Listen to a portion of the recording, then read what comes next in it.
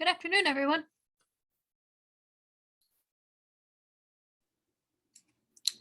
How are you, Ann? So good to see you. Hey. Good, how are you? Good to see you. Daniel, Pam, greetings. Yeah. Hi, Matthew. How are you? Very good, very good. Yeah, that's good. I'm good too. You guys, can I envy you guys with what I'm looking at right now? Hold on. Here, let me see if you can see what I see. Let me just put on gallery right here. So this is what I'm looking at. This is where the monarch or the tyrant desires to be at all times. The North Fork of Long Island. So it's a rather nice place to be. My in-laws are out here. My father-in-law grew up out here. They were poor potato farmers. And then all of the vineyard owners, the vinifers, figured out that like this land is amazing for two things, potatoes and vines, grapevines. So they came out here and like literally dominate now. It's like just a nonstop limousine parade from New York City out to the North Fork. So it seems really ritzy, but really they were sort of originals, as it were, from 70 years ago, or something. But yeah, pretty cool. Well, if you have to teach a class on a Wednesday night, you might as well have that view behind your computer. Just saying. Just It saying. works. I'm with you, sister. Listen. So you won't mind in 4 weeks when I'm actually, if I can get internet host, connecting to class from Mexico? No way. That would be amazing. Oh, that'd be great. If I can get internet connection that's solid. Yeah, I was gonna say, and AC, you're like beads of sweat just dripping, Yeah. Oh my goodness. So why are you going down? Where are you going? We're going to north of Cancun. We missed because of COVID, remember our pilgrimage we were going to do to Rome for our anniversary. We missed that. So we decided we get to Mexico faster than Rome right about now. That's incredible. Oh my goodness. Fantastic. So the Rome thing though, that's such a bummer. I'm so sorry to hear about that. I was devastated. I have so much air credit that we've been using up for everything. Yeah. I was going to be in St. Peter's Square on our anniversary. We planned it perfectly. And then the knees were taken out, like so many other things. Absolutely. I mean, we're very blessed. We had our jobs and our health, but we can't help but feel a little bit of a pity party. Yes. Wow. So at some point we'll reschedule. Yeah. Amen. Eventually. Amen. Grace, how is the Fallon household? Is it falling apart yet? I mean. Well, I left because it's not falling apart. It's just very busy, very busy. So the tent came today and there's food prep going on and a lot of excitement. So no, it's enjoyable. Okay. Yeah. Just tell Sophia, like if she wants to, she can totally come back to work if that's an easier thing than being in the house. Wedding this weekend, right? So yes, we might run away. So thank you. Nice. Oh my gosh. Yeah, I can't imagine. And No, Daniel, you have a graduation banner behind you, I think. Yeah, my mom put it up in my room. It's just a college graduation banner. That's so I amazing. don't forget. Good for you. Yeah, it is an accomplishment, especially at Boston College. That's quite an accomplishment. Yeah. It was hard, but it was definitely worth the fight of but I mean, it's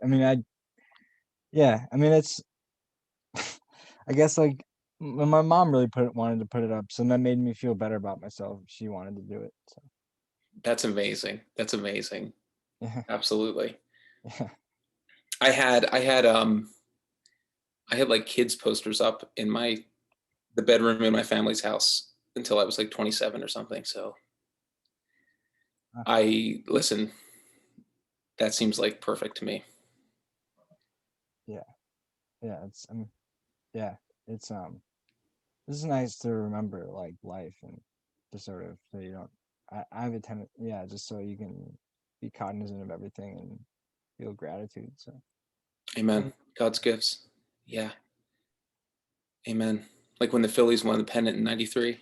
I think I still had that one up. Yeah. It's a rare thing, you know.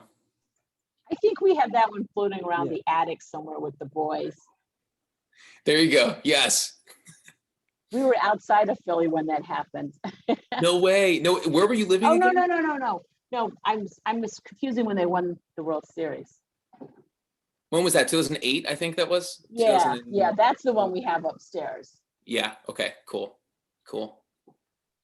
That's amazing. That's amazing. Thomas, thank you for your email. I have yet to look at it in depth, being out here on Long Island, but nevertheless, I look forward to it. And I'm glad you enjoyed I actually do. I just have to convince you, I really do like St. Jerome. Like I actually do. Still, that was a classic crack class. That 2 classes ago, that was pretty good. You couldn't get the right angle. That really was, and I couldn't believe you punched me back so fast. I didn't see it coming.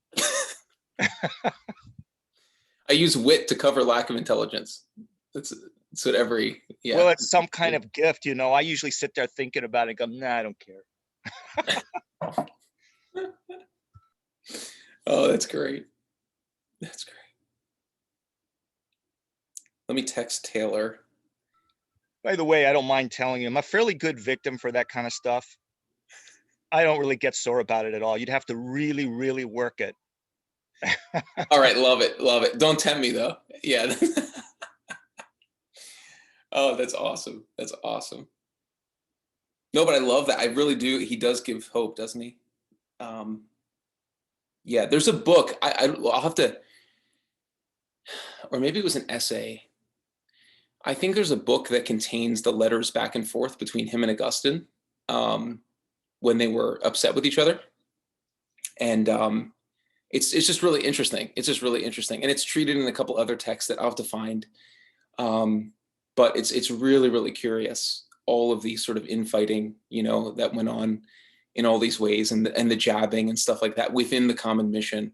Because you know this thing about how, okay, it's one thing, if you really, really, really disagree with someone, it's almost like you can't even talk to them because there's not shared premises, right? And there's not shared presuppositions, this kind of thing.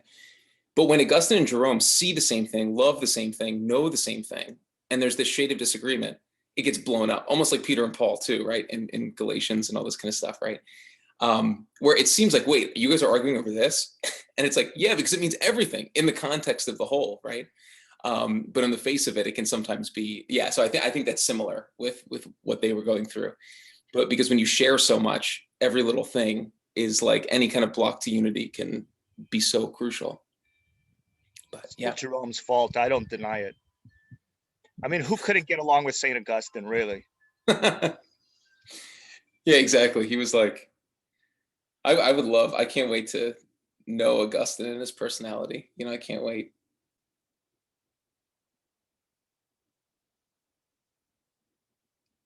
I just wanted to say, I'm sorry I missed last class, Dr. Cooner, but I'm really looking forward to this one, and I just can't wait to start be back taking again classes. So really looking Praise forward God. to it and just being virtually together with everyone. It's a too. gift to have you, Daniel, for sure.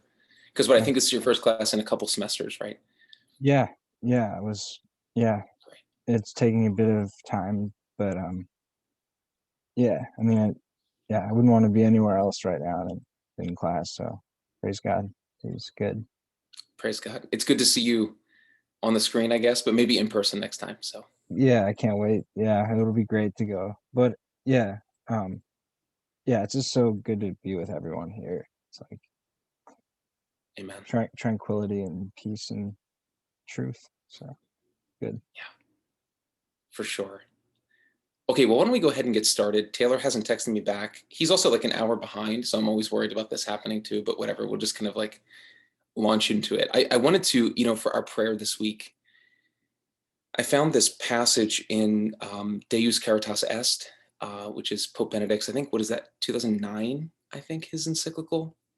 And he talks about politics in there, actually. And there's just a beautiful, beautiful section that I think is an amazing segue from last week to this week's discussion. So I thought maybe I'll just read a couple paragraphs from that for our prayer, and then we can kind of dive right in. So what I'll do is I'll just share screen so that you can see it as well.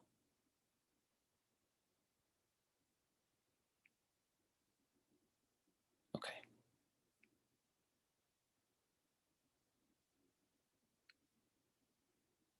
Okay, in the name of the Father, the Son, Holy Spirit, amen. Let's call to mind the presence of God.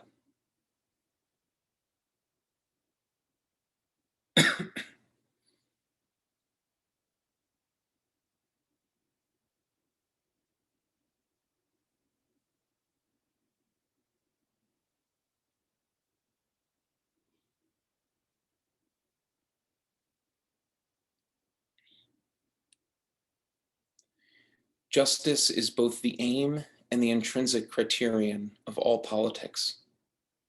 Politics is more than a mere mechanism for defining the rules of public life.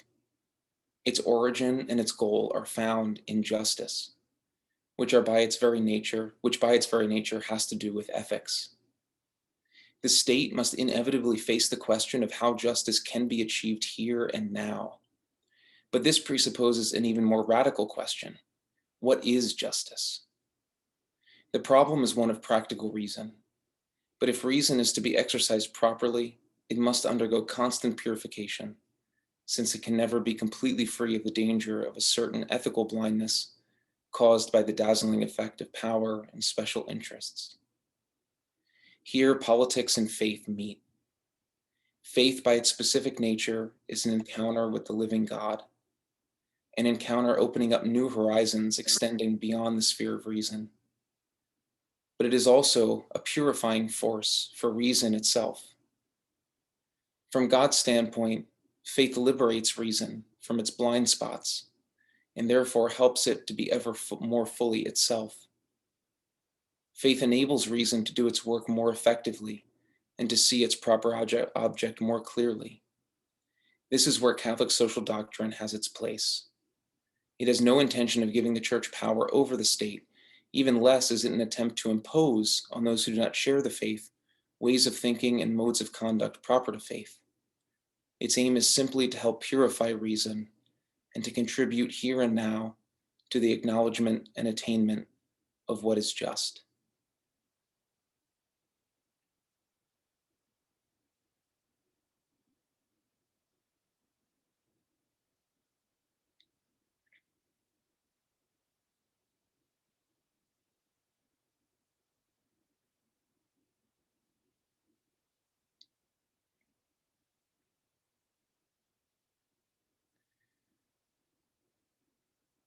Lord God, we give you thanks this night, especially for the gift of faith. The gift of faith in your divine revelation, the divine revelation of your Trinitarian heart, of the very communion of persons that you are. We thank you especially for the fact that you celebrate reason, that the faith that you gift us with upholds and strengthens reason, does not cancel it out or water it down, but it brings it into its fullness. In the same way, we are grateful that the revelation that you bring and the faith that you give strengthen and uphold justice. We ask that you might be with us this night as we discern more deeply the contours of justice and the nature of the political arrangements in which we live and in which we hope to live.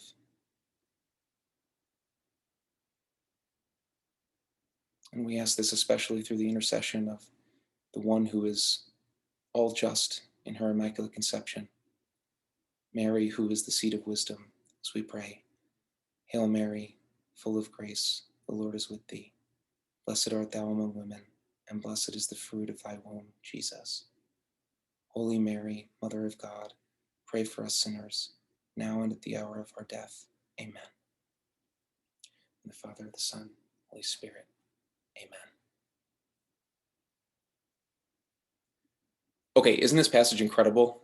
Here, it's perfect, right? Because of course, what we'll talk about in a second is the way that the Republic is all about justice, okay? And we'll talk about that, and the fact that justice is the order of the polity, right? Or justice is the order of the politeia, right? The political community. But also what's key here, I think, is sort of exactly one of the main points we were trying to make last time, which was this business of the relationship between faith and politics and how that can sort of shape properly our political imaginations, right? The Catholic imagination for political involvement and the relationship between our faith and politics. Namely, that every state has to ask certain metaphysical, deep questions, right?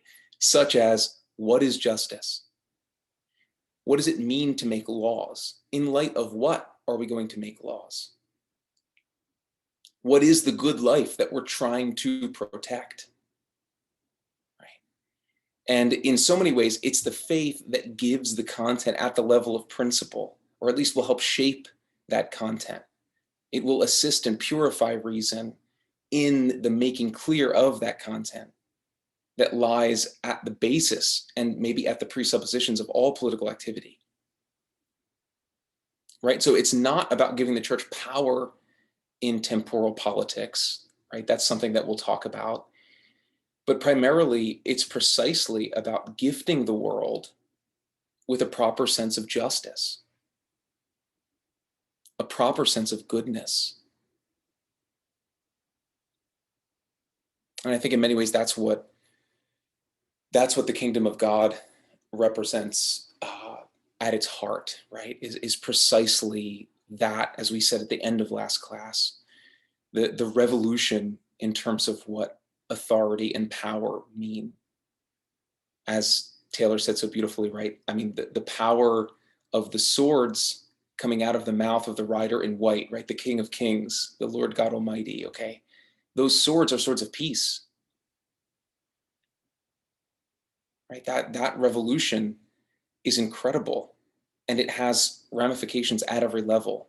The fact that the king rules, the King of Kings, the King of the Jews rules, but he is the shepherd king, as the good shepherd who lays down his life. And that's what it means to activate or actualize his authority, is precisely to lay down his life for the sheep.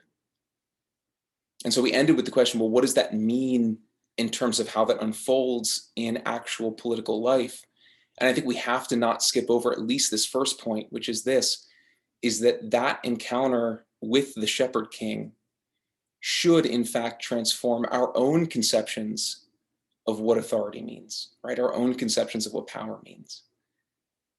And so in a certain sense, we could stop the class right there and say, okay, like game over, let's all go do that, because that's enough work for a lifetime, is to make sure that our conceptions of justice, of goodness, of authority, of power are reformed and revolutionized in light of the gospel. But nevertheless, there are other ways in which, right, faith impacts politics and the way that faith and politics meet. Namely, what does it mean specifically, for example, for a ruler? Let's say, Daniel, you're going to run for office. What does it mean for you to be a follower of the Shepherd King as a congressman in New York State, right? Or whatever, right? I mean, all these things that we can ask. Or what does it mean, you come into this island and you're going to set up a new polity. How do you do it, right, as a Christian? What's the deal there? I mean, in that sense. So there's a lot of things that we could talk about in that regard, right? But it's really a sort of inner purification and inner specification of what justice is. And I mean, how perfect is that with at least the Republic, right? But I think also with Aristotle tonight. So I don't know, Taylor, if you wanted to add anything on that as sort of it's just a nice bridge, right? I mean, to what we're doing today. So the other thing that I wanted to say just briefly, just to sort of like reiterate a point from last time that I felt like we didn't quite get to circle back around on. Remember how we were talking about the theopolitical nature of the ancient regimes, right? Of the pre-Christian regimes, such that the ancient Roman Empire post-Enlightenment, right, post the last couple hundred years, we want to separate ancient Roman religion from ancient Roman government. Okay, as if you can just assess the one without assessing the other. So you take all that weird, like, you know, all the pantheon of gods, you take those and you set those to one side, you know, the household deities, set those to the other. That's all like weird stuff. Let's talk about their political machinery, people. That's where it's at, right? That's where we need to get to, because we need to imitate that, okay? That wouldn't make sense to them, right? Because the political machinery is directly derived, and this is the case usually, right, with some reference to the gods, okay, to some degree. And then, of course, that plays out in different ways. Not always is it that the emperor is deified or something like that, as we mentioned, but nevertheless, that is a sort of case study in that way. What I argued, at least, was that actually that union of theology and politics, that union of faith and politics, actually to some extent made some sense, right? In the sense that what politics and what religion dealt with was the whole of the human person. In other words, it saw the human person as a whole. What I do in the ballot box and what I do on Sundays are actually not disjunct from each other. In fact, oftentimes religious events were not distinct from political events in the ancient world, right? So an offer of sacrifice to the gods was met with an approbation of the emperor, for example, so on and so forth, because of course God gave the emperor the power, so on and so forth. Right? It was just in the mind, it's sort of this latter thing, right? I think our argument is not that Christianity kind of says, no, there shouldn't be a totality. Yes, there should be a totality, but it should not be dictated by some earthly theopolitical mashup. The totality of which I think Christianity in its fullest sense is speaking is, again, the rule of the divine kingdom, right? The kingdom that is gifted to us. That is the totality in which each aspect of our life fits in that way. So it's a gift of the whole. And so again, in that way, the theopolitical reality of the ancient world is almost like a dark shadow or something of the reality. And yet, right, it's almost like the gift affects a reversal, in the sense that now the theopolitical machinations of natural religions and natural politics actually are subjugated to the divine kingdom that's gifted us from on high in Jesus Christ. So what's the punchline? The punchline is this, is that this is why the early Roman Christians were martyred, right? Was because they could not claim, they could not submit to the theopolitical situation as the totality any longer, because they in fact were citizens first of the actual divine, right, kingdom, as it were. And so now the question is, how does earthly sort of temporal politics fit within that totality? Because it does, right? Because it does. There's a place for it within the gifted totality. And then the question is, how does that actually play out? What's that impact look like? Which is sort of a different way of asking the first point that we were saying. So in that sense, there really is, I think, something almost more natural about the theopolitical mashup of the ancient regimes than there is in this post-Enlightenment attempt to separate political machinery from religious machinery, right? I think there's like something more natural to it. And so the totality then is actually kept, but it's on the plane of gift, and it's on the plane of the supernatural, right? A gift of divine participation, right? A sort of divine community, as we said last time. So I don't know if that makes sense, but I just wanted to state that I don't necessarily think, I think if anything, and maybe this is showing my hand too early, but I think if anything, we should look down on the Enlightenment philosophers, not the ancients, right? As if they were like, oh, so silly, right? With their Zeus and their, whatever. It's like, no, actually, like, hey, pre-revelation, the world's a pretty scary place, and you need, there needs to be some sort of order, right? I mean, in this sense. So, yeah. So in that sense, I think the theopolitical, and also the fact that I think people felt this notion that in order to be just, you need an adequate conception of justice. But you look around at the world and you see that no one's got it, right? Who's given that conception of justice? Is it me? No, I'm a terrible person. Is it you? No, you're a terrible person. So where does justice come from? Well, it has to come from the gods. And that's why for Plato, all laws come from the gods, right? So there's just this understanding that for the political regime to make any sense, unless it's going to be all about crass power and subjugation, there needs to be some kind of rootedness or some kind of anchor in something that is prior to the human imagination or whatever. Yeah. Anne, please. Yeah, I totally agree. And also I was really impressed with one of the places where I believe it was Aristotle towards the end, what seemed to be endorsing a sort of implied monotheism where he spoke of God and the goodness of God. And I thought that was really cool, for someone coming from ancient Greece. Amen. Amen. Absolutely. So true. And he follows in the line of Socrates, who was executed in part for being an atheist, right? Or whatever. So and corrupter of children, which is fantastic. But yeah, right. But because they denied, right? They thought that a lot of the myths were actually false, right? And that a lot of the sort of gods of the pantheon, so to speak, were misleading about what divinity actually is. Yeah, it's so true. So they had to pare away a lot of that to get to, okay, the one, right? The divine source of these things, because it's not all these weird people running around in heaven like fighting each other and fighting us and stuff like that. That's not it. Right. Yeah, that's beautiful. That's beautiful. And also the immortality of the soul, right? In Plato. I mean, that's huge. That comes through as well, I think. So those 2 points, like, wow. Yeah. Amen. And also they're both monarchists. Quite cool. two more, whatever, people in your corner for your thesis. Yes, exactly. Yeah, did you see the I think it was page I think I still have it up here. I think I recall it being page 7 of the book scan, where he basically says that let me just read it off. Yeah. New computer setup here. A people who are by nature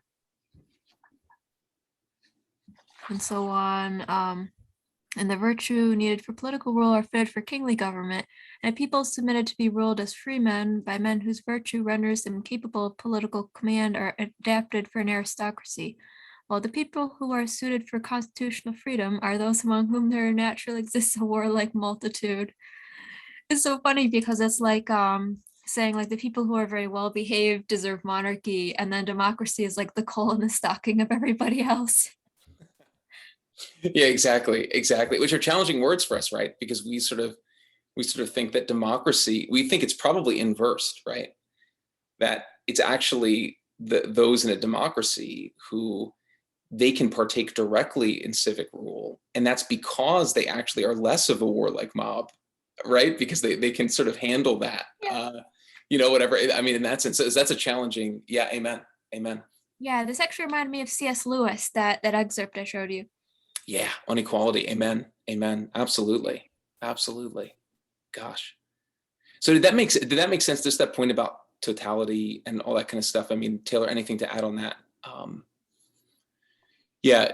I'll just say, those of you who were in our class last summer, I mean, I'm sure you remember this distinction being drilled into your head, but this idea that the polis or the village or the state is a res publica, it's a public thing, remains to this day, right? So our civic participation, the way our government works, these are public things. We share these together, at least on some level, right?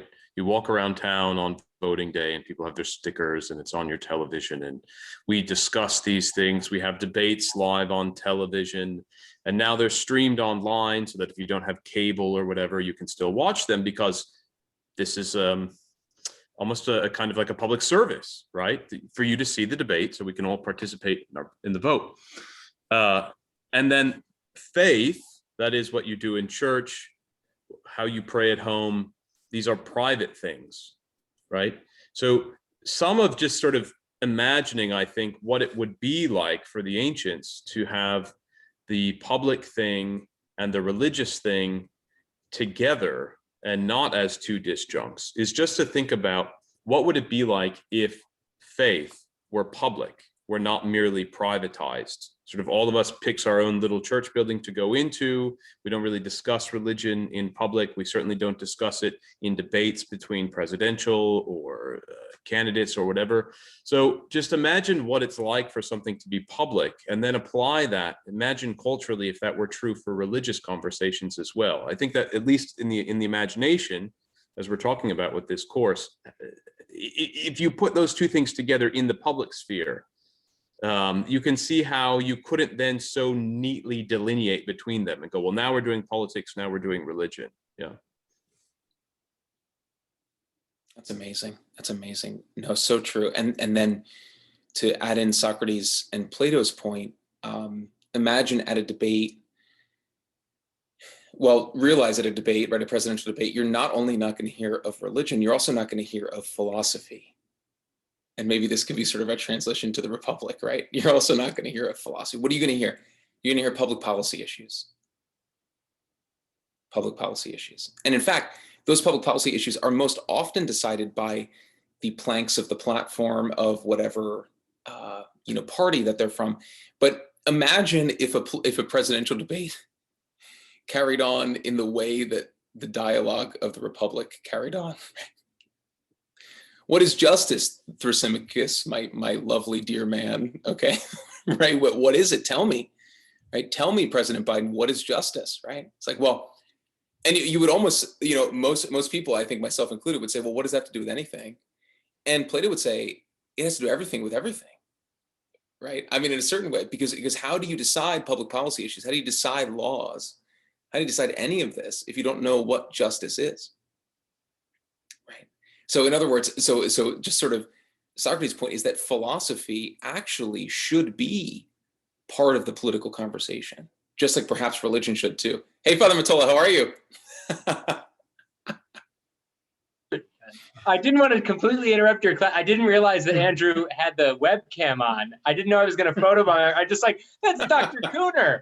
Oh, I got it. Oh, and then I saw that I'm on the, I'm sorry. I'm sorry. Forgive me. Have a good class. I'm sorry. This is take 2 from last summer. Father Matola was in most of our class last summer, so. It was pretty good, yeah. Nice endorsement. Thanks. But he didn't come back. Note that. So he didn't come back for part 2. So in that sense, that's one of, I think, Socrates' basic claims in the Republic is just that point, right? Is just that point. That oftentimes the presuppositions that are included in political decision making are not discussed at the level that they should. And it's the same thing, by the way, with political philosophy in general, because of course the Republic as a book, right? It's considered, and whatever, getting ahead of ourselves a little bit, but the Republic as a book is considered to be more or less the beginning of political philosophy in the West. So we're sort of reading the font of it all. Everything is but a footnote to Plato, right? I mean, that's sort of what, like, one of the things. Everything goes back to the Republic in a certain sense. And I think depending on how you view it, I think in some ways the 2 books that we read are sort of the heart of it. I mean, it's sort of, you'd have to read the whole thing. I mean, because everything is just, it builds on each other, but there is some sense in which the parts that we read were crucial. But just to say, right, it's not as if there weren't political regimes before Plato wrote the dialogue, right? I mean, it's not the case. It's just that for him, regimes and the justice and the goodness that underlies them or does not underlie them needed or should be thought through more foundationally in that way. So why is it sort of the beginning or the font of political philosophy? Because in a certain sense, this book is the first to really sort of put together a systematic reflection on polity, right? A systematic reflection on what it means for a political community to exist and how it ought to exist.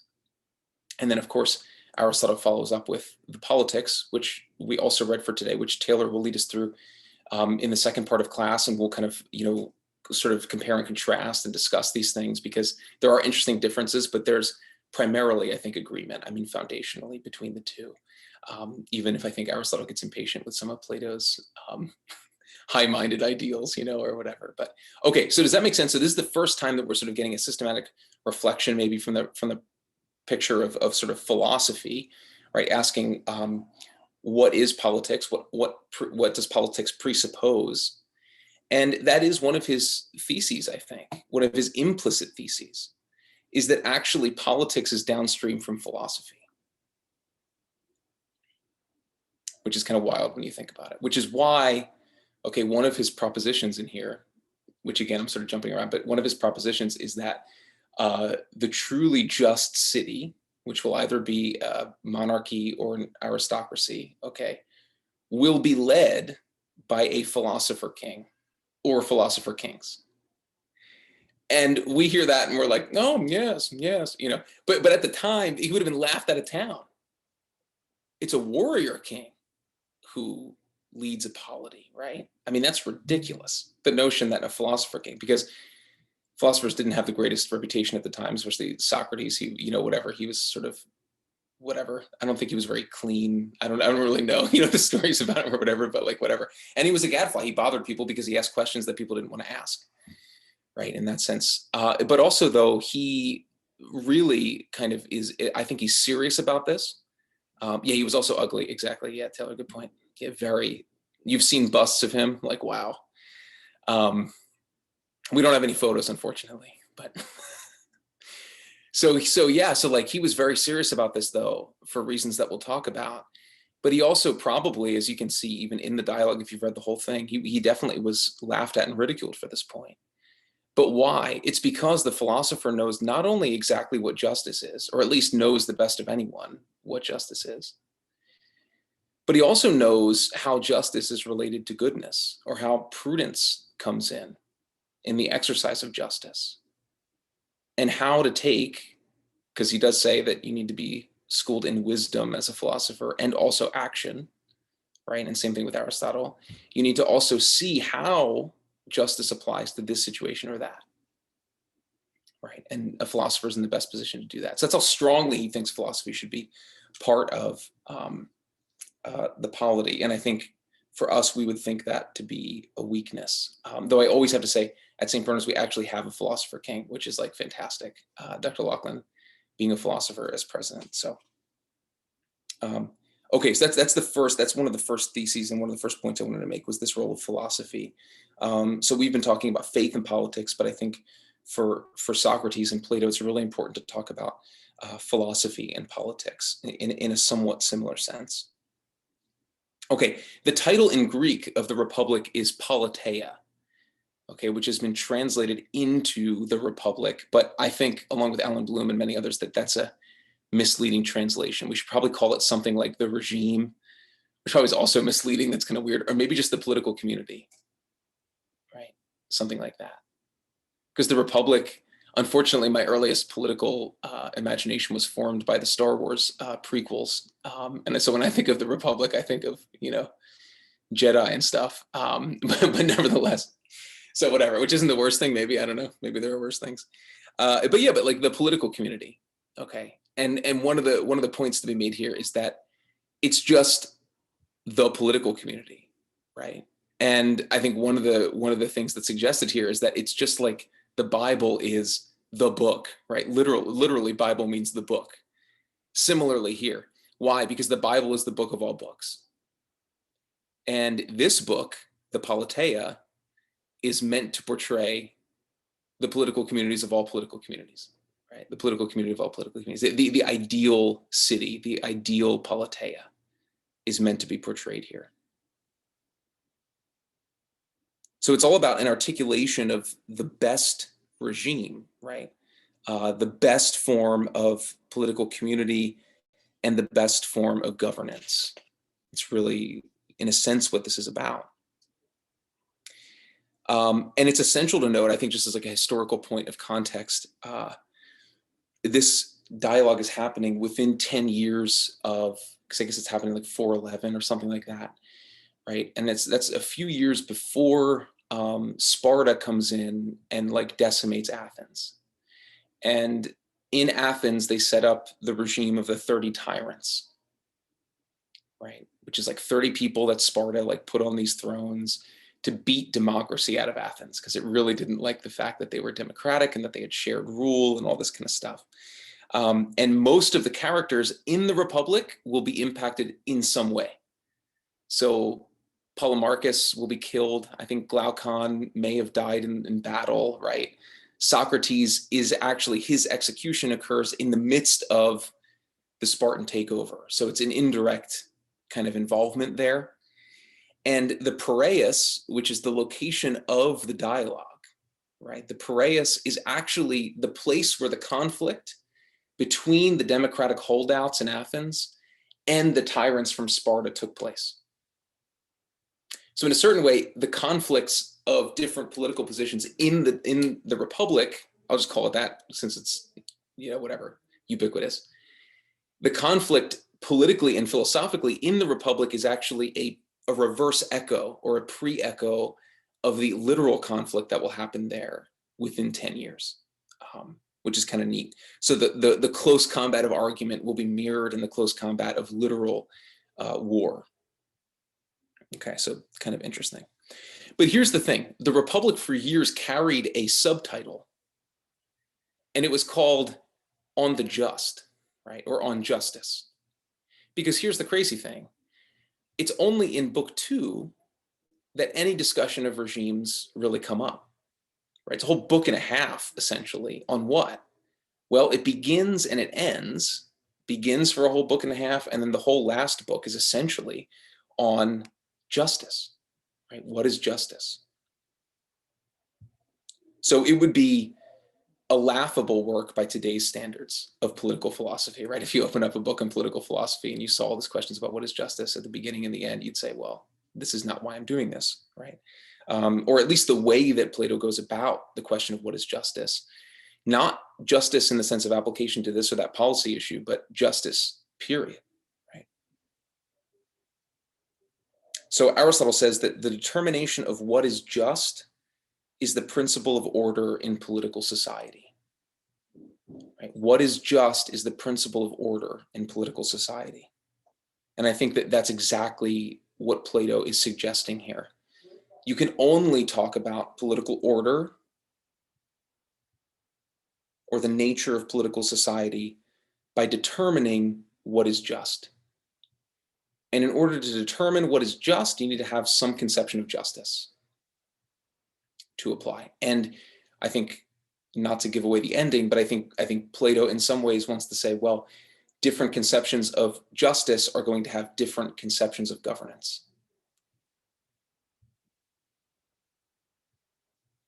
So here's a couple different conceptions of justice, right? Just to say, and a lot of this is from like prior to what you read. So it's just like sort of me summarizing, giving background because I think it's cool.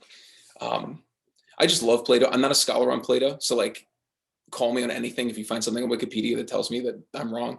But just kidding. But nevertheless, I just love him. And I remember the impact that he had on me in high school was just like knocked my socks off. Reading the Apologia and reading the Phaedo and other short dialogues.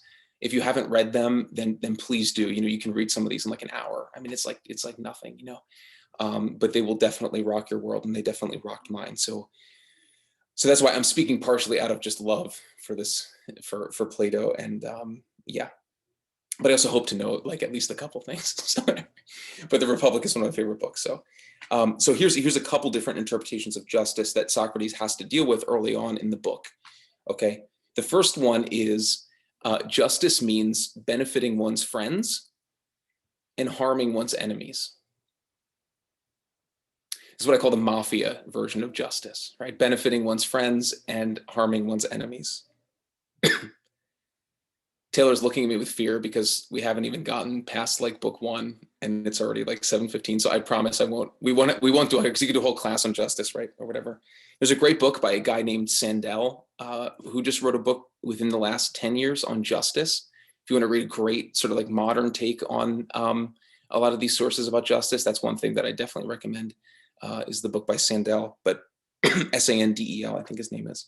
But here it's really interesting. So you can read in book 1, Socrates poking holes in this thing about the mafia conception of justice. Because he says a couple things. He says, well, how do you figure out who your friends are? We make mistakes about this all the time. In fact, one of my friends might be plotting to kill me. And if I benefit them, I'm actually helping my enemies instead of harming them. So it's not mistake proof. It really depends upon our criteria of judgment. So it requires a prior criteria of judgment. Also, what if my friends are terrible people? Then it seems that I'm benefiting terrible people, which means that I can be benefiting people that, according to most standards, are doing unjust things, right? So in a certain way, we've completely left the sort of normal presuppositional conceptions of justice behind. Okay, and then finally he says, well, what if there are no enemies at this point for you to fight or for you to punish? Is the just man useless in peacetime? It's sort of a really interesting question, right? Is the just man useless in times of peace? All right, really great, really, really fantastic. Because what happens when half of the whole thing of justice is not, and because the presupposition here is a little bit like, you have to punish your enemies, take what's theirs to benefit your friends. It's like turf war or whatever. Okay, then there's the great Thrasymachus, who comes in with this notion that justice is simply the advantage of the stronger. Okay. Thomas is laughing because I think he patterns his life on Thrasymachus. No. But he makes me laugh because he just says it, Yeah, exactly. And then he tries to make Socrates pay, right? Which is fantastic. Yeah, like amazing. Exactly. And what does Socrates say? Socrates says, he says many things, but one of the things he says is, well, if your whole point about being stronger and getting advantage, is to get advantage, right? To be stronger and therefore to get advantage upon advantage, then you'd never become the leader of regime, because your whole job is to benefit others, right? Like a doctor, he uses the example of the doctor who exists to sort of heal others. What direct advantage does that bring to yourself? And then of course they say, well, you get wages. And then he says, well, wages are not directly intrinsic to the actual role or act of governing, which our founders in America wanted to keep very distinct, right? I think because they read the Republic. But then also, but the problem then, of course, is that no matter what you get paid, it's often not worth the price that ruling pays, that you have to pay, right, as a ruler. So because it sort of like brings like reality up and says, look, this is one of the reasons why tyranny is one of the most unpleasant things for the tyrant, is because it's actually a lot of terrible work. Ask Stalin, right? He had some great food, I'm sure, but boy, was that guy stressed, right? So anyway, we'll talk about that later too, but okay. So, and then finally, this is the great one. This is my favorite one, which is that justice is a good thing. It's a virtuous thing, but only the appearance of justice, truthfully, is really good, right? So justice is primarily good as an appearance. So this is Glaucon, I guess, who makes this primarily this claim. He says that, the best way to live would be to make everyone think that you're just, so that you get the benefits of appearing just, but then actually get the benefits also of literally being unjust. So you get to engage in all of the sort of frivolity and the terribleness of people that are unjust, but then you get the accolades of those who actually care about justice and want to laud you or laud people because of that. Okay. So does anyone remember, do you remember the famous parable or myth that goes along with this? It's my favorite one. Outside of the cave, right? Whatever, but the ring of Gyges, right? Yeah, the ring, which of course, or Glaucon's ring, sometimes it's called, right? And of course, this totally lies as one of the streams that Tolkien picks up, definitely. But Taylor, do you want to tell it? You're a much better storyteller than I am, and I'm just filling the room with hot air. So. Oh, I don't know if that's true. I'm sure.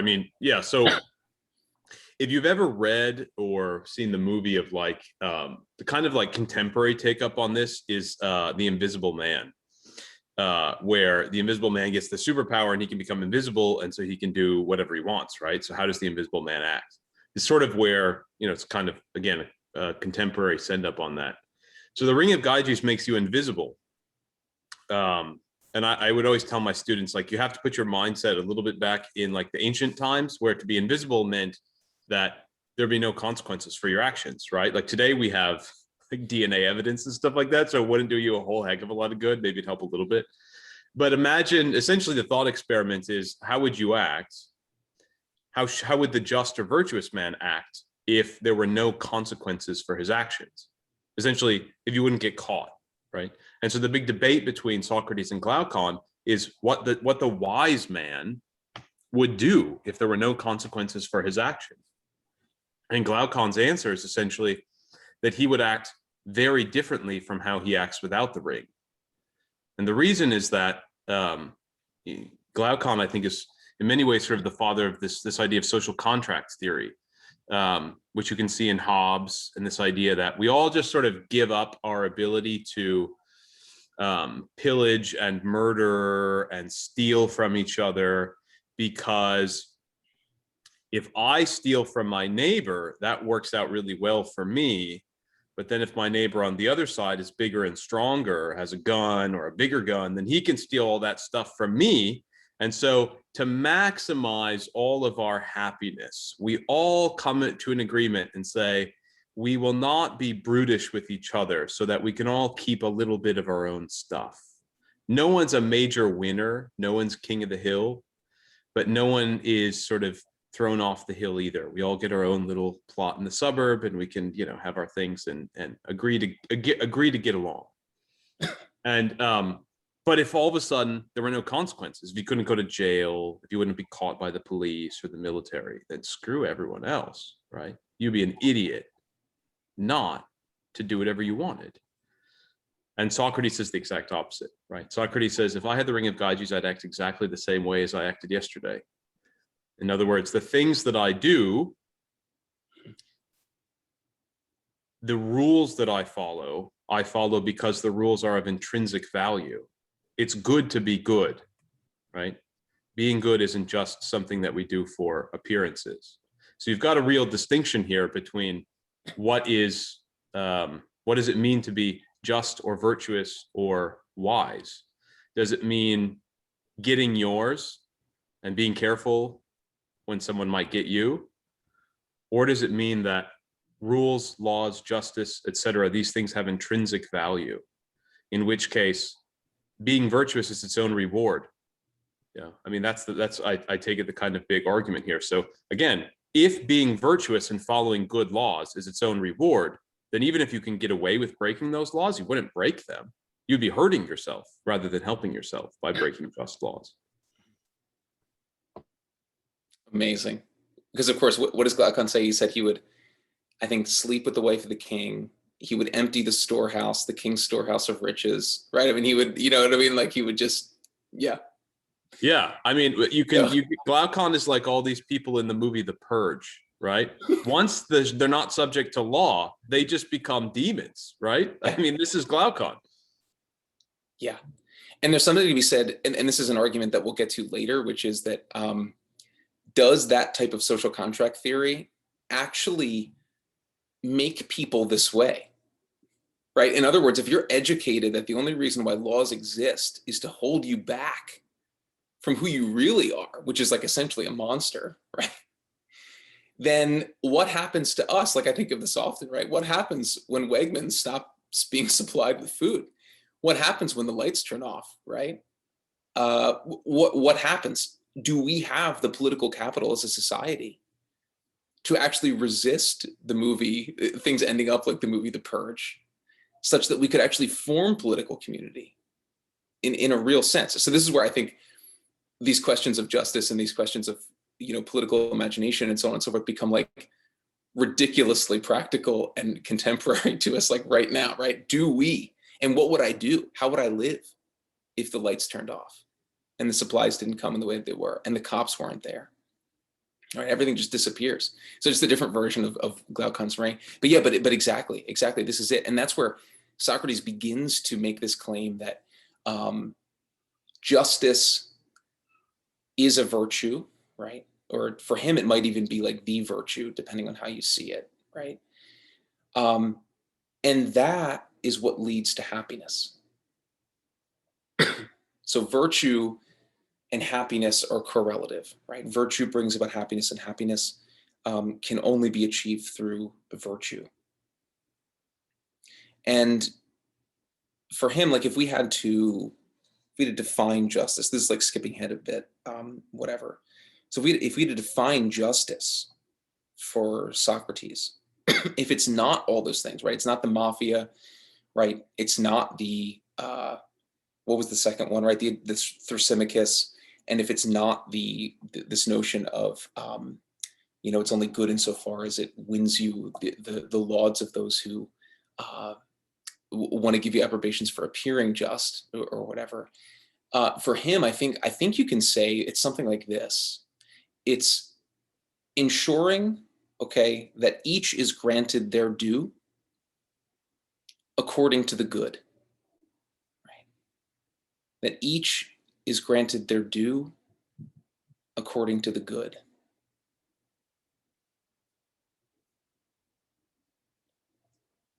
And we'll talk about how that plays out for him practically, but I think just at the outset, it needs to be clear that justice is giving everyone what they're due, but not simply, and we said this last time a little bit, but it's not simply what they think that they're due, right? You go up to your friend and you say, what do you think you're due in life? Because I really want to be just to you. And you say, well, I want your whole bank account. That's what I think is due to me. Well, you're not being unjust to them by not giving it to them. It's always what is due in light of the good. Not a subjectivist sense of good, but what is actually good for the other, according to a conception of the good that is given, at least for Plato, from the gods, right? From the good, the supernatural good, as it is. And so this then is what politics is all about, actually, is how to best secure justice, namely the good of all. The good of all and every each, okay? That's the context. That's why justice is essential for the polity. It's because the political regime exists to make sure that each, according to the good, is receiving what is their due. So may I raise a question? Yeah, please, Thomas. When I was first introduced to Hobbes and Locke, who I refer to as getting over and getting off, my question was about their sort of their that anthropological presupposition, right, that Hobbes puts forth. I guess Locke does too, but he doesn't really have to say as much, right? He can just sort of imply it. And then, well, it seemed like almost like a scientific hypothesis. And let's put this hypothesis out, and then let's just test it by setting up a regime as follows. And the reason I mention it at this moment, besides you're talking about contract theory, and which just seems like the most depressing thing ever, is that, at least to me anyway, I mean, if that's all there is, seriously, what are you going to tell the nihilist? I mean, that's just my sidebar, seriously, why should you bother? If you get out of bed in the morning for a contract, but in any event, call my wife a contract and see what happens. All right. Anyway, this right, you'll get the Xanthippe problem right over your head. And so what I was thinking is the Roman family religion, right, the household gods, isn't that more of a reality as far as the ancient community, the ancient political communities and their true conceptions of themselves at their origins? I mean, after all, and it makes complete sense because it binds everybody. Now, clearly, obviously, that you're talking about family and clan now, when you're talking about the household deities. So that means in order to form a community, you need to form with other families and you need to find a way to make peace with them, right? Until such point as you have a political community. But it seems to me that that's more like the anthropological reality. And, I know there's a bit of a myth there, right? We were formed by our gods beneath our soil and we sprouted up, something like this. Mm-hmm. This is our land, we belong here. And the land is us and we are the land, right? Yeah. But anthropologically, it completely makes sense. And, you know, I don't think it's a strange myth at all. And it seems like a completely different idea than, you know, what Hobbes says. And, you know, the people are just sort of lone wanderers, you know, and across the countryside, you know, fearing for their violent death. And it just kind of surprises me, you know, it seems to me that he, you know, it seems like he knew this. And I don't believe for a moment that Thomas Hobbes didn't know this about the Romans. And so he knows he's making up something. He knows he's positing something with a completely different meaning. And it's not based on some anthropological research. I mean, how can it be? It's just an idea of what you can, how you can imagine it, and you can imagine it. But was it really true? And anyway, that's my question. It seems to me that we can see that it isn't true. Yeah. I'll try to give a brief response, and then Dr. O'Neill, if you want. I keep calling you Taylor, but whatever. This is grad school, so okay. Everyone knows you're a doctor. I'm a doctor. It's useless. Okay. So okay. There are a lot of different interpretations of Plato and Hobbes on this. Obviously, one of the interpretations of Strauss in Plato is that actually Plato has this myth, right, that the noble lie, and it's actually like a fourfold myth. And one of them is actually this notion that you sort of sprout from the ground in a place, and that gives you like sort of your regime identity, as it were, right? Whatever the mushroom, Plato's own version of the mushroom thing. Strauss posits that one of the reasons why he needs that lie to keep the just city going, and again, we'll talk about this all in a second with why there needs to be lies and stuff, but he needs that because if people knew that in fact their regime rested on the shoulders of subjugation of another regime, or subjugation of an indigenous species, as ours does, to a certain degree, or if it rested on the fratricide of Romulus and Remus for Rome, right, or whatever it might be, that would be a crazy kind of threat to the polity, right? Because it would mean that the actual origin of the government is from faction or is from violence in that way. And so Plato, I think it's true, he does need to cover up, or Socrates wants to cover up that origin in order to achieve that unity. I think that's I would probably be with Strauss on that, even though some people disagree or whatever. And I think it's also true that the ancient Romans tried to cover up the violent birth of Rome with Romulus and Remus, and Augustine throws that in their face, right? That your problems as an empire are not because of Christians, you fools, making you not worship the deities. It's because you were founded from the beginning on blood. So how can you expect to be better? How do you expect that your myths of gods and of origins and stuff like that are going to save you from your real destiny, which is concupiscence and bloodlust, right? So on and so forth, right? So I think then Hobbes comes in, and Hobbes wants to say, to hell with all of the myths. We're going to be realists now. And we're going to recognize the fact that it's true that almost every regime is founded on some form of violence. And so we're going to take that as a sort of political starting point. So I think Hobbes is wrong to claim that to be the totality of the state of nature. I also think, I guess what I'm arguing is I think he also has a point. And I think the point that it gets you to is this notion that on the one hand, you have violence in terms of most origins.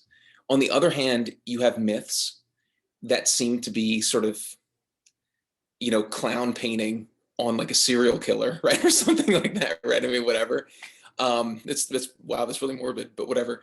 And then I think what it does is this, it makes you face the question squarely, which is, where do you find unity for human culture? And I think that's where, just like all the questions of goodness and justice make you look to the transcendent, I think likewise, it forces this question that the only unity of the human race will in fact come from above, in a total sense, right? And in a sort of satisfying sense. So maybe that's too quick jumping to the supernatural, but I do think that Hobbes has a point with his realism, even if I don't agree with his conception of state of nature. So whatever. But yeah, Dr. O'Neill. I mean, yeah, I think that's. I don't have an exact answer for this either. I just note that I think you're right, Thomas, that I think throughout the ancient world, even up until the time of Machiavelli, you get a sense that it's almost like unstated but universally agreed upon that any political regime has to be founded on some kind of mythology which is bigger than the regime itself, and particularly explains the origins of the regime, which are quite formal, to the life of the regime. So like how it began is quite formal on how it is today. And also that mythology tells us something about the end goal, the end point, the terminus of the regime. And you see this even in Machiavelli, as I said, for whom, even though he totally changes the way that we would think about ruling, especially and in relation to justice, he still stresses the importance of developing, of the ruler, of the prince developing ad hoc a mythology to fit his rule for the state. So it's almost as if we need something for the regime to be grounded in, which is bigger than the regime, so the regime makes sense. So it's not just something floating on an ocean. The mechanism of the regime has to be rooted in something that justifies its very existence, right? It can't justify its own existence in a certain sense, even though you get the sense that with Machiavelli, he kind of thinks it does justify its own existence, but for the normal citizen, they have to see it as part of a larger whole. So clearly that I think that would be important both to Plato and Aristotle. And I think most philosophers up until the time of Hobbes, for whom rejecting that idea is not just accidental, right? It's a cornerstone, it's a principle of his very idea of what the government should be, which is something which is a safeguard against the fact that all of our regimes, all communal actions of human persons are always brutal and violent, and that mythologies gloss over that. And we need to just face the stark reality so that we can recognize what we're doing when we enter into social contracts and hand over our power to the state.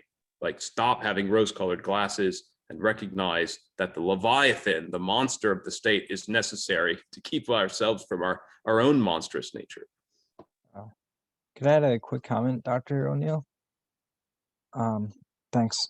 Yeah, so I'm trying to be brief. But one of the things I find really interesting in theology is like connecting it back to like political philosophy, like we're doing now, and then just like ancient philosophy where before Christ, like BC, like what was it like to live a daily life? And we're blessed that we have the books of all these great books that have founded many of the world's governments. And what I find interesting though is like with Socrates, and this is more of a question, but I think my memory serves me, like he was like executed, right, by like the government or something. So I don't know. I mean, I don't mean to get so dramatic, but with the idea of having any attempt to sort of, like he says in the cave, like once you get outside the cave and you see for what it is, the light like blinds you because it's so brilliant and it's so truthful that it's like maybe it's because of our feebleness and our lack of clarity. I guess where I'm going with this is that, and ultimately the savior of the universe in the world, Christ, he was crucified. So there's by people who were threatened by his words and like his very nature. So I don't want to get so dramatic and just go right to the gore and everything, like, you know, the awful things that have happened, but I almost think like in this, I mean, I'm sure there's this healthy room for debate too in all these matters, but I think it's important just to remember that like the light from the cave, like in our context right now in political philosophy, is so bright that sometimes it can be overwhelming, and it can be, and then the bad things happen when, I don't know. It's a kind of a mystery to me, but I don't know if that helps at all. But Yeah, what no, you say? I think that this is one place where we could at least grant something to Hobbes, but it more correct in Plato and Aristotle, to your point, Daniel, which is that justice and virtue, in a certain sense, are hard to come by. I mean, it's within the same work, right, that we get Plato discussing the cave and how the massive men are within the cave. And how do you get out of the cave is through cultivation of virtue, particularly through education, okay? But, and the one thing, I mean, this is overstating things a little bit, but the one thing that the Greeks were always, I think, a little bit confused by was that the Greeks recognized that there was such a thing as human nature, that actions which were in accord with human nature are virtuous actions, that virtue is really, human nature, properly speaking, and that being virtuous makes us happy and leads to our flourishing. But they also recognize the very practical, in-your-face reality that we find virtue incredibly difficult, which is quite strange, right? So things that squirrels do by nature and that stars do by nature, they do not deviate from, right? And if they do deviate from them, it's because they're sick and then they die or something. But humans find it almost more natural, in the way we tend to use the word today, that which is easiest to us, to be unnatural. And so they couldn't quite make sense of this, right? So as a Christian, right, you can see, okay, well, the Greeks couldn't quite make sense of it because they hadn't had revealed to them the fact that we do exist in a kind of fallen state, right, due to sin. But in either case, you've got something, I think, that what you're getting at, Daniel, which is that if virtue is possible, but we also recognize that it's quite difficult, then political leadership needs to be rooted in those two fundamental principles. Virtue and happiness are possible, but difficult to attain for the average man. And so political leadership needs to find a way to cut through our own weaknesses and to provide an opportunity for the flourishing of the citizens, right? And I think that's one of the fundamental principles that we're seeing in Plato and in Aristotle. That idea. That's beautifully. I just think that I really find interesting what you're saying. But yeah, and it's like, yeah, it seems like the common good, which is what Aristotle and other parts of his works has talked about like the Nicomachean ethics. But yeah, it's like, for me, like that's when it becomes, we can find like maybe prevalent themes that just of like in the ancient philosophy, like you're saying, like to get everybody to flourish. And I think like that, yeah, that seems to be maybe what they're like. I think what you're saying is they're getting at and what we're reading, like that. And I think that obviously Christianity probably made it its own, but I mean, like when we're just discussing, like, and that's something that I don't really fully understand, to be honest, but I really want to learn more about, and I'm sure everyone does, but I mean, like, not alone, but it's like, it's just it's really helpful to sort of hear you say that. I mean, I couldn't really, so that was really helpful. Thank you. And maybe just to close off this byway or whatever, when we talk about violence and myth always being at the origin of regimes, I think when you're looking at a distinctively Christian regime, or at least any regime that attempts to be full-blooded Christian in its sense after Christ, right?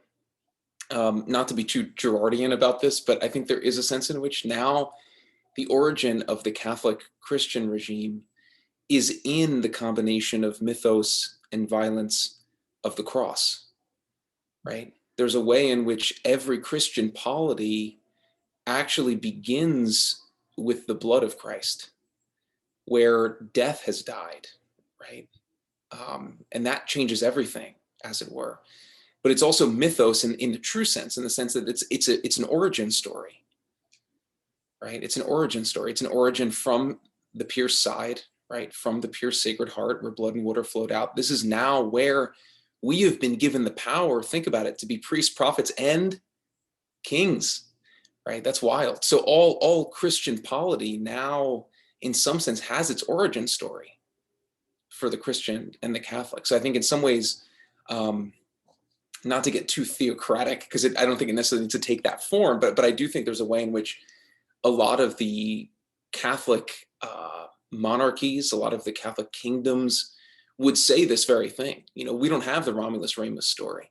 We don't have the, you know, wiping out of indigenous peoples and, you know, we hold the standard up, right? What we have is the standard of the cross. That's it. That's our origin story, you know.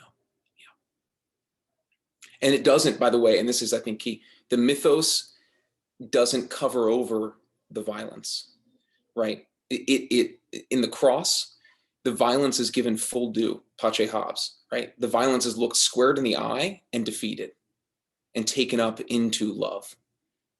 And that's really key. It's not just a Band-Aid. It's not just a clown on the whatever serial killer's like, holy crap, right? I need this vacation apparently. And then, you know, whatever, but it's also not as if the violence has some supererogatory power or some final say either. So. Okay, so let me just, this is sort of a key point where Plato goes here, because now the whole book, this would be like at least my argument in terms of reading the book. And I think it's pretty clear. But the book is not either about what does it mean for the individual person to be just, or what does it mean for a regime to be just, right? Person versus regime. It's always both. It's always talking about what it means to be just as a person, and then what does it mean to be just as a regime. Okay. And, so, Dr. Kuhn, oh, sorry. I didn't mean yeah, to no. interrupt you. So just to finish that point, right? So Yeah. the justice of the individual is reflected in the justice of the regime, and the justice of the regime is like a cipher or like a platform writ large of the justice of the individual, right? So this is the whole transition from the discussion of justice in the first book and a half. What is justice, period, right? What does it mean to be just? What does it mean to act justly? To the question of the regime, what is the best regime? Because Socrates literally says, well, hey, I think we could see what justice is better if we blow it up onto the scale of a regime, right? Or a city, as he calls it. Yeah. So, and I want to make a comment about that, but yeah, please, Daniel. Yeah, sorry, I didn't mean to interrupt you, but yeah, I just was gonna reaffirm something just to make sure I understood it, like with like the Nicomachean ethics about politics, and then like what's good for the individual is also part of the common good. So like the common good is it takes into account the individual, but they're never like really opposing each other. I think, like, I don't know, but you said it better than I did. But I just wanted to tell you, just to just to offer another comment on it. I don't know. So Exactly. No, that's exactly it. Not to see the individual and the community as opposed, but rather as intrinsically linked, right, through common good, 100%. And then also to see that you can actually, and I think this is sort of like the twofold thing that's maybe going on here, right, is that you can take it in either direction. And you can say, in a certain sense, that if people are unjust, then the regime will be unjust. If the regime is unjust, it will impact people in unjust ways, right? So it cuts both ways in that sense. So who the citizen is, who the political leader is, matters for Plato. And I think that's not sort of like, yeah, I mean, in some strains of our political discussion, it is. In others, it's not. But this is key, right? This is really key in the sense that who the leader is matters. If the leader is the just man, then it is the case that the polity will be that much more just. What this means is that for Plato, politics is not just about the right machinery to offset competing interests or whatever. I mean, there's a reality of checks and balances and stuff like that. There's a real reality there that I think is important to talk about. But if that's all politics is, if that's all regime building is, then we've got a problem, right? At one point, Plato and Aristotle both say, I think, you can have the best laws in the world, and it won't matter if they're ignored by unjust people, right? It just doesn't matter in that sense, right? So he always comes back to, is the leader, is the citizen just? Okay, and so notice that, right? Notice that you can identify, and this is sort of like maybe the key point of the whole book maybe, is that you can identify illnesses in the city correlative with illnesses in the soul, and vice versa. And that's sort of what we can talk about now. And because for Plato, we can talk about the origins of political community that's structured exactly like this. And let me make an argument as to how that is, right? So firstly, he says, why do political communities begin? Okay, so this is an account of origins, or what later in social contract theory will be called the state of nature, right? So you get a bunch of random people out in the field. Why do they start a polity? Okay, why do they do it? And he does say, right, it becomes clear to each person that they are not self-sufficient, right? It becomes clear to each person they're not self-sufficient. They have needs, okay? And they come together as partners and helpers, right? They come together into koinonia, right? All this business of partnership in the English, it's koinonia, it's communion, right? They come into community, communion with each other as partners and helpers.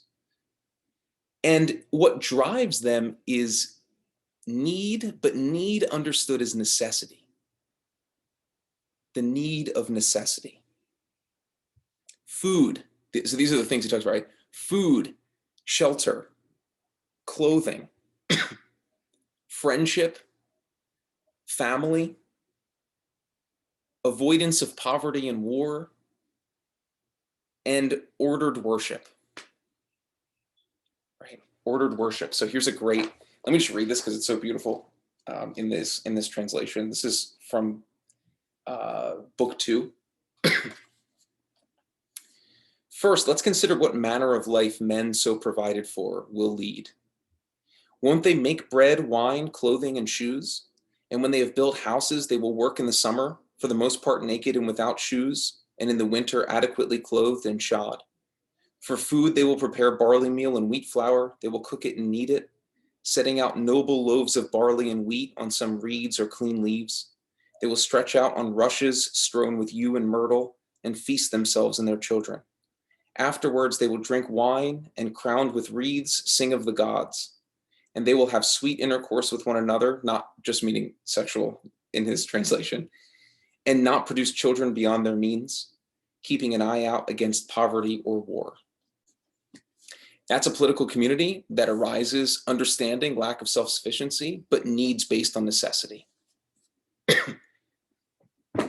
And that is a just city, just like that. Because they each have each of those things, right? They each have what is due to them as human persons in the Socratic sense, right? In the Platonic sense. But of course, what do the interlocutors say to him? They say, well, what about the relishes? What about mustard? What about tasty foods? What about nice ornamental clothing, right? And he says, this is the transition from a city based on needs of necessity to based on wants. Now we move to a city based on wants. It is structured on want more than need. Luxurious food, right? Not just shelter, but ornate and gaudy dwellings, right? We want to go see movies. We want to do all this stuff, right? And this introduces want as the sort of origins of political community. And the dynamic changes, at least for Plato and Socrates. This is now a feverish city, a sick city, instead of a healthy one. And you might think at first blush, like, okay, that's a little bit strong and severe. Like, I like mustard too, whatever. But he says, no, what this means is that the more that you unleash people's wants and the polity becomes based upon wants, this is actually the origin of two things. poverty and war, right? Poverty, why? Because this will mean that if you unleash people's wants, certain people will be better at achieving those wants than others, and it requires the subjugation of others. Right? Because the wants are more diversified and the desires are unleashed, okay? That also is why you'll never have enough land to cultivate all your mustards and Heinz products, right? You need more land, you need more stuff. And so therefore you just take it from your neighbor. So even here, Thomas, you can see that like the Hobbes piece, right, comes in actually in the sixth city for, right, Socrates at least, and Plato, which is sort of interesting, right? So it's like a second phase, and that's really, really key. And I think this is my take, my interpretation at least, that this is a matter of like 3 pages, what I've just described to you in the dialogue. But I think if his interlocutors didn't push him to articulate a feverish city, I think the Republic might look a lot different. I think there are parts that would stay the same, but I think if he was just talking about this, it would sort of remain, it would sort of be different, okay? So my point though being, isn't this the same with the human person?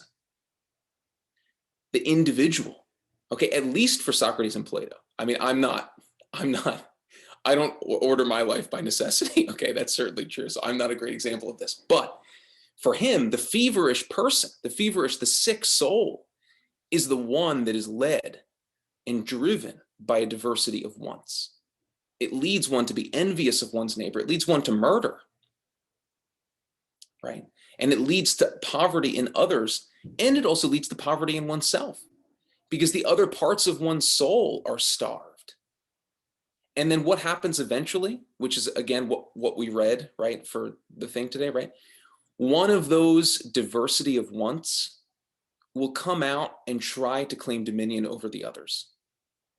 And therein lies tyrannical rule, right? The tyranny of some specific disordered want over all the others, and especially over the spirited and reasoning part of the soul, at least for Socrates, Plato. Okay, and then what happens? The individual actually becomes a slave to the tyrant, the tyrannical want within him or her. So even the origins of political community are tracked along this analogy between the individual soul and the regime, right? What happens to the regime will end up happening to the soul. And that is also what structures the different regimes and the different political orders and the nature of political community. So I'll go a little bit fast through this because I want to make sure that we get to the sort of punchline, right? and here for Socrates, you know, again, just to sort of recapitulate this, and there's some really good charts on this if you Google this, right? If I had more time and wasn't sunning myself all day long, I would have made a PowerPoint or something. But there's like charts of the tripartite division of the soul, okay? The tripartite division of the soul, which tracks onto the tripartite division of the city, okay? So literally you could line them up, right? In the soul, the 3 parts are the reasoning part, or the calculating part in our translation, which I don't know what Alan Bloom was smoking, but yeah, I mean, like the calculating part, the reasoning part, okay, which is the desire and the love for wisdom and truth. Okay, then there's the spirited part, which is more centered on the emotions, right? Particularly, a lot of is always talked about with anger and glory and honor here, but it's the emotions essentially. And then there's the appetitive part, or the concupiscible part, which deals with desires, particularly sensual desires. Not only, but primarily. And guess what? The regime is structured with those 3 parts as well. Correlative with the reasoning part are the rulers, the wisdom-seeking leaders, the philosopher kings, God willing, or the guardians in our translation, right? The rulers are the guardians. Then there's the auxiliaries that are associated with the spirited part, and those are like the soldiers or the protectors of the regime. And those guys love glory, right? Honor. They get angry really easily, which is why you give them a sword and just let them loose on your enemies.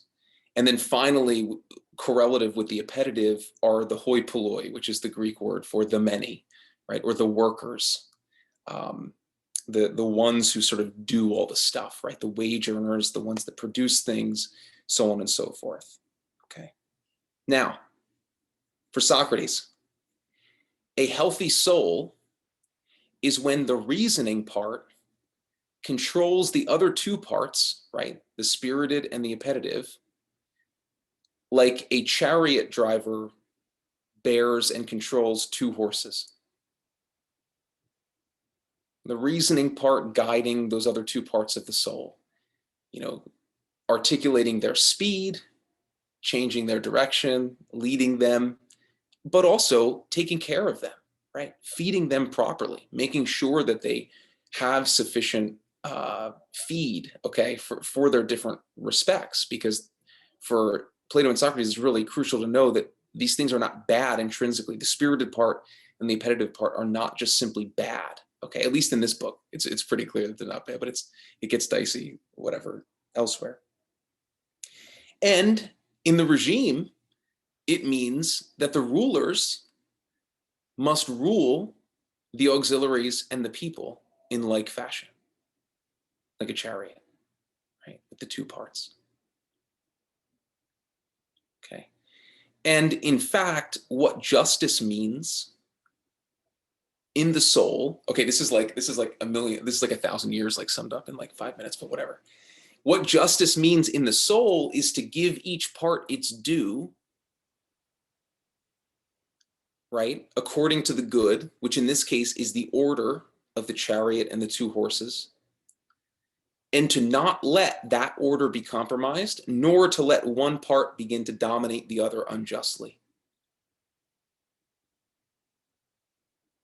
So also in the state.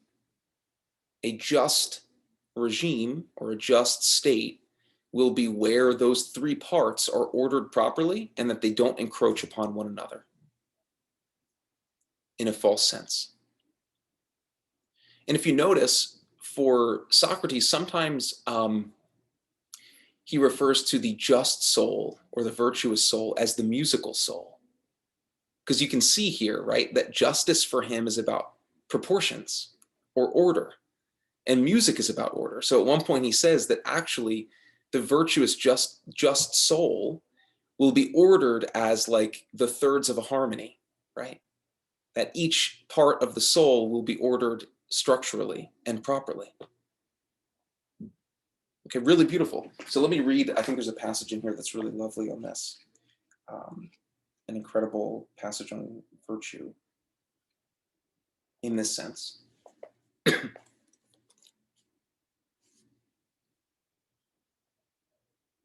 Justice in the soul, this is book 4. Justice is with respect to what is within, with respect to what truly concerns him and his own, right? Ta idea, right? His own, himself. He doesn't let each part in him mind other people's business, or the three classes in the soul meddle with each other, but really sets his own house in good order and rules himself. He arranges himself, becomes his own friend, and harmonizes the three parts, exactly like 3 notes in a harmonic scale, lowest, highest, and middle. And if there are some other parts in between, he binds them together and becomes entirely one from many, moderate and harmonized. Then and only then he acts, if he does act in some way, either concerning the acquisition of money or the care of the body or something political or concerning private contracts. In all these actions, he believes and names a just and fine action, one that preserves and helps to produce this condition of harmony. And wisdom that he calls the knowledge that supervises this action. While he believes and names an unjust action, one that undoes this condition, and lack of learning in its turn is the opinion that supervises that unjust action. Isn't that beautiful? That's what an act of justice is one that springs from the proper ordering of the soul, in which the reasoning part sets everything in order internally. so also the just action of regime comes when the rulers order everything according to truth, to goodness, to order. Okay. Now, the descent of regimes that we read about, which we don't have to go into detail because of such lovely detail, right? The descent of regimes from the monarchy aristocracy down to what? Timocracy, which is the rule by Tim. Just kidding. the rule according to honor, right? Then the oligarchy, then democracy, then tyranny. It's like the king fell down the steps, right? He's just like bam, bam, bam. Okay, all of that kind of stuff, right? It tracks precisely along these lines. And notice what happens. He tracks the change in political regime and then immediately tracks the way that that would happen in familial descent, right? From generation to generation. This is how seriously he takes this analogy of regime and soul. He says you can see what will happen in the regime by looking at how injustice tumbles down through the generations. This is remarkable. It's remarkable. Okay, so the tripartite division, it's really, really easy. He doesn't give you this really straightforwardly, but think about this for a second, right? Aristocracy and monarchy is when the reasoning part, right, the rulers rule the day according to wisdom, in which case the proper desires and the proper drives, right, of the other parts of the soul are fed, but within right reason, according to their nature. The proper amount of honor, the proper amount of anger is exercised from the spirited part. The proper amount of necessary sensual desires are met in the appetitive part. Okay, that's your monarchy aristocracy, to use the analogy. Timocracy, which is based upon honor, right? It's a regime based upon honor above all, is when the spirited part climbs upon the throne and makes the reasoning part and the appetitive part its slaves. Interesting, right?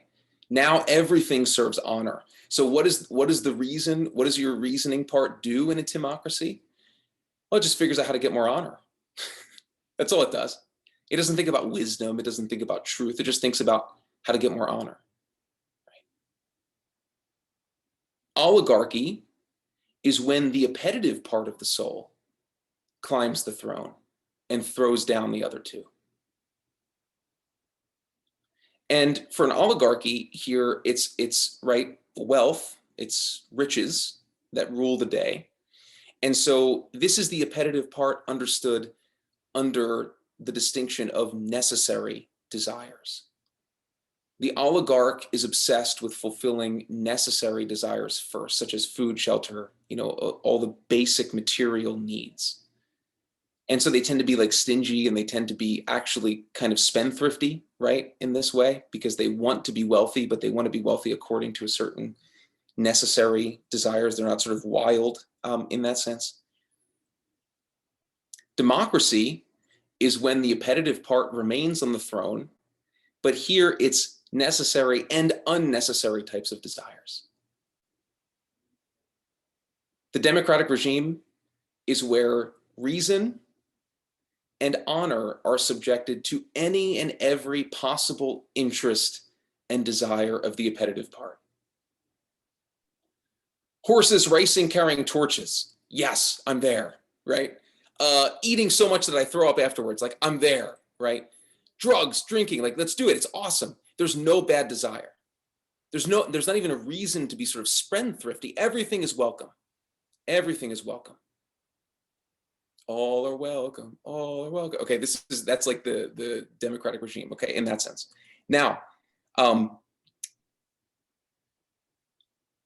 this leader will yield to all desires. Okay, this is what the democratic soul does. Not a rosy picture of democracy, but we can talk about that.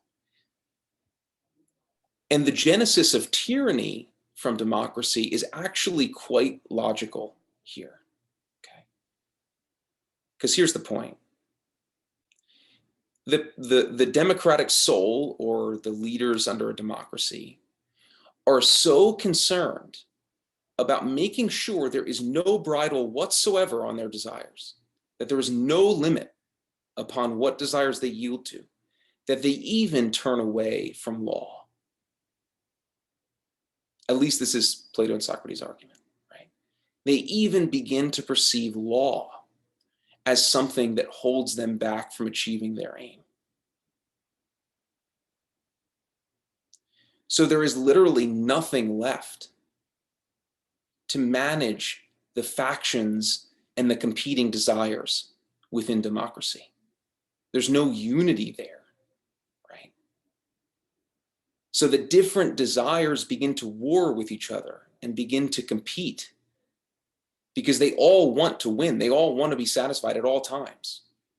This is why Socrates includes that lovely image of it's the multi-headed dragon, right? That's what the appetitive part is. It's the multi-headed dragon. You can't feed all heads at the same time. So what happens? One is going to, in all-out war of some kind, right? One is going to subjugate all others and become the tyrant, as it were. And so it will amass enough power to become that one, and then it's a kind of mirror diabolical image to the monarchy or the aristocracy, right? Where here it's an errant, wanton, sensual desire, mostly, usually, that begins to act as the ruling part. And what happens? Self-destruction, right? In one way or the other. Both of the tyrant and of, right, the polity. I think that's one of Plato's arguments. And this is really key. He makes this next step. He says immediately, he says, well, this is actually why the tyrant is actually most the slave. Just, did you love this part? This is amazing, this part, right? The tyrant is actually most the slave. Why? I don't know if you've seen any documentaries on Stalin. I made this tongue-in-cheek comment before. But Stalin was, in a certain sense, the least free. When he was living in his regime, he was paralyzed by fear. Why? Because he has to keep his underlings under his hand, right, under his power. He has to subject his enemies at all times, because it's only him, right? There's not even like a social contract in a tyranny to sort of stave off enemies or whatever in this sense. And he has to worry about constant threats on his own power, because the other desires, as it were, right, the other wannabe tyrants are always knocking at his door. He lives the most unpleasant life. So the soul that's disordered by the tyranny of a single desire is miserable and is constantly enslaved by it. And this goes back to the ring of Gyges. This is why Socrates would not do anything different with the ring, because he realizes that if I'm going to be like Glaucon and go do all this crazy stuff and just allow myself to become enslaved to errant, wanton, frivolous, appetitive desires that are not rationally ordered at all, then I will end up the slave. And so the ring of power actually becomes a ring of enslavement, which I think is something Tolkien does masterfully, doesn't he? I mean, the ring of power actually becomes the ring that enslaves. I think that's one of the sort of, yeah.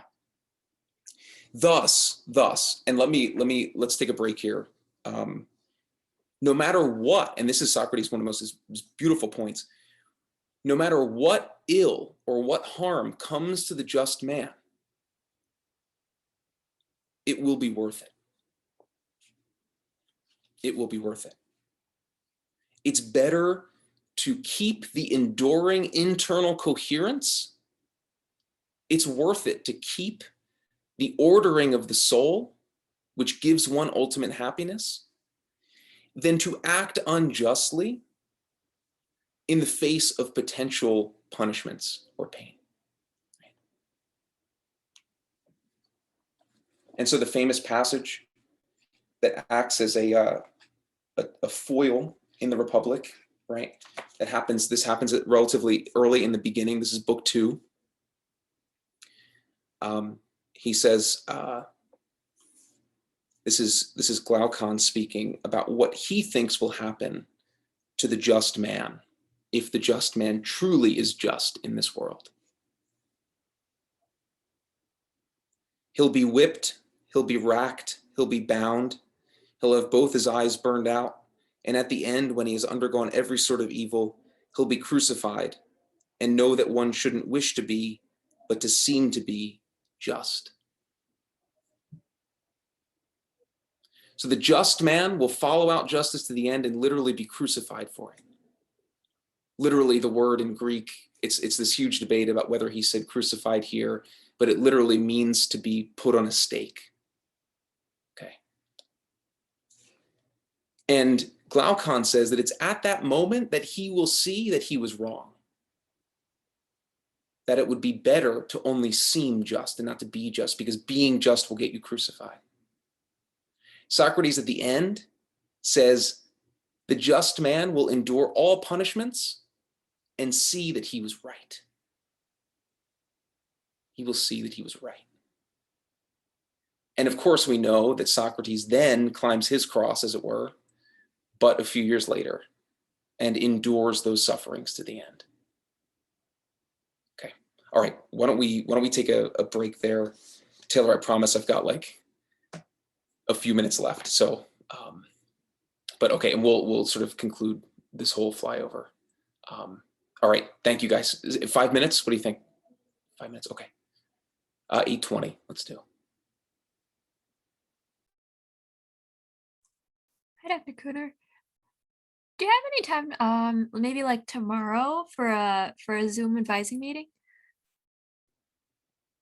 I probably, I'm just thinking about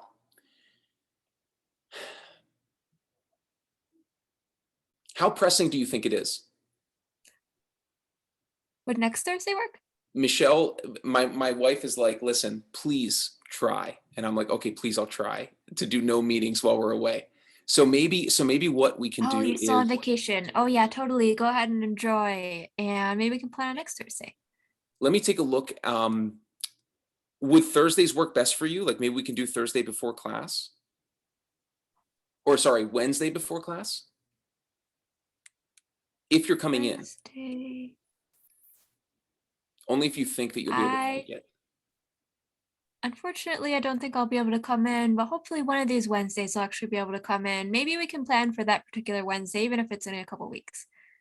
Absolutely. Absolutely. Okay, excellent.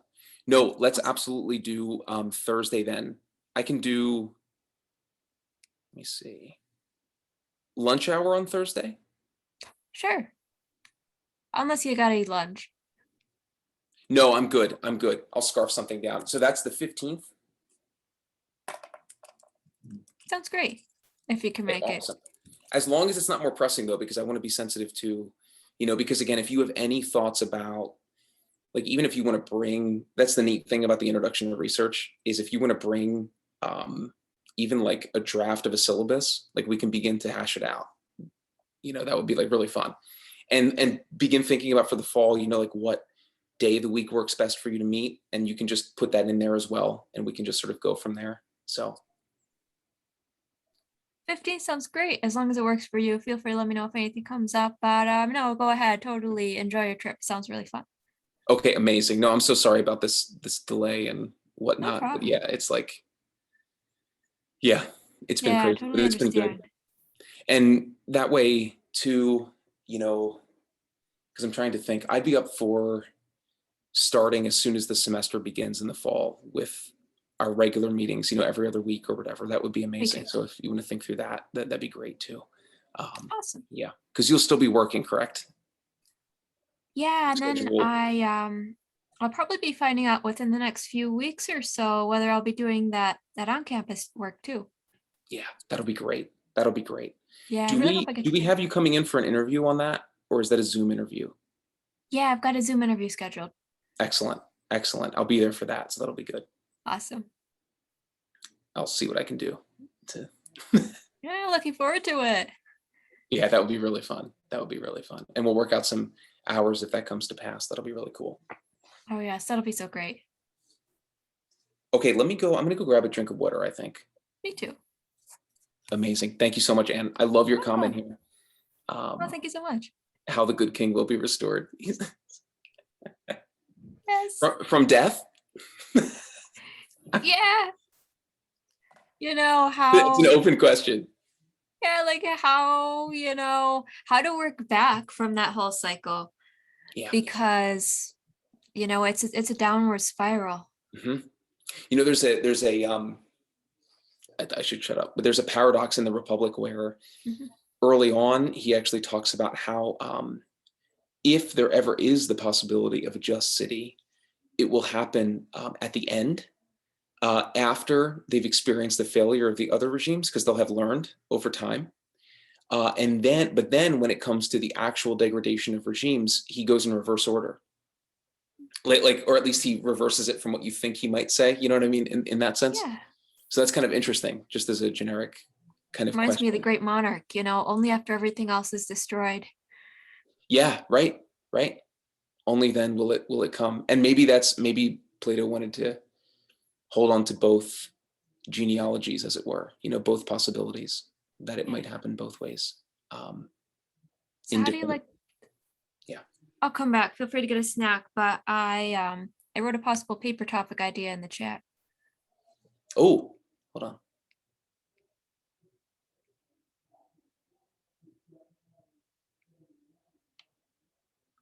The arts being categorized?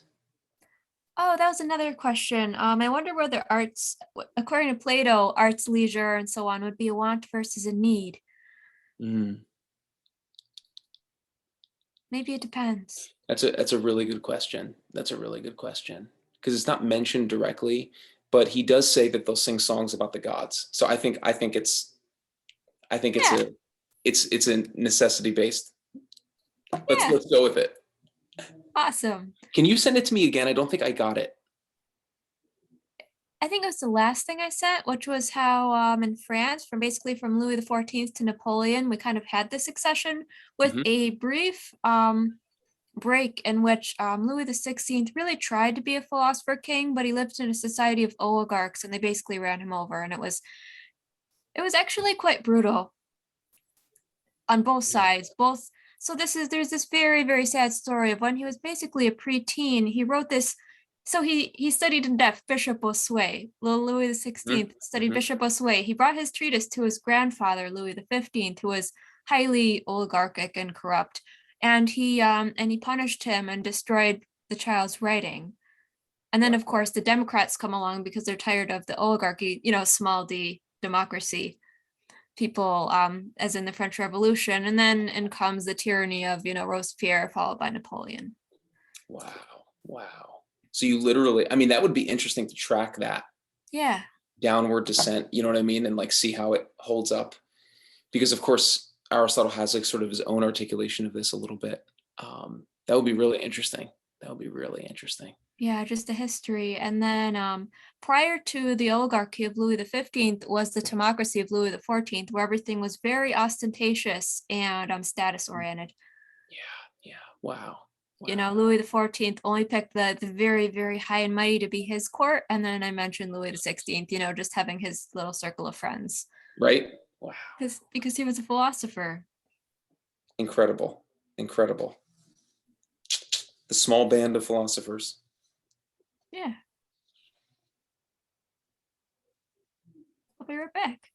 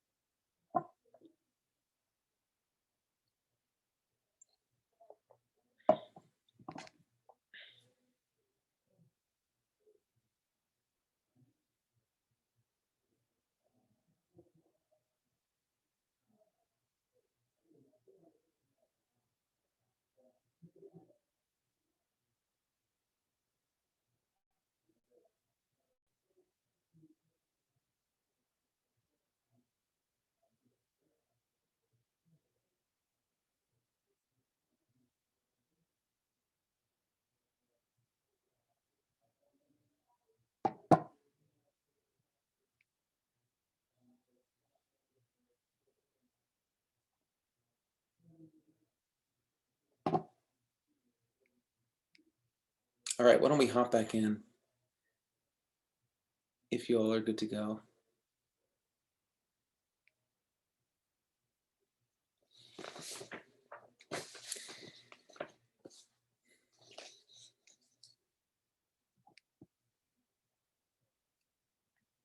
Okay, so here's the thing about what we've said about the Republic so far.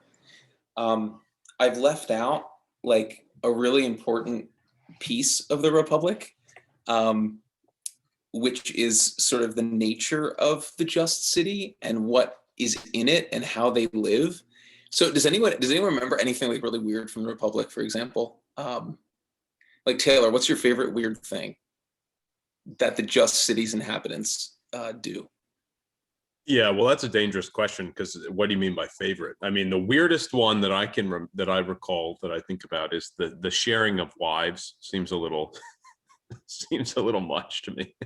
Yes, it's like full on communism with not only possessions and property, but also wives and children. Children too, right? It's just like the extreme sense of it takes a village to raise a child. Like literally, their motherhood and fatherhood is more or less abolished, right?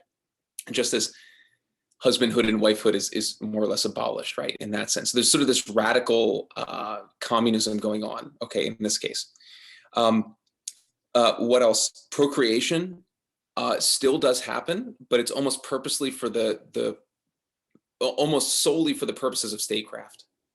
It's almost eugenic in its approach, right? You just have children to get the best children going, right? So that you have the best chance to have good leaders, so on and so forth, right? And it's often incestual because of that. Men and women do gymnasium together, right? So they wrestle together naked, and you're supposed to think that this is like not ever going to be a problem. You know, like it's just like a weird, okay. So totally wild. And then there's a foundational lie. Okay. Now, mind you, this is all in the just city. This is what a just city looks like. A properly ordered city where the rulers will, guide the other two parts like chariot, all this kind of stuff. Okay.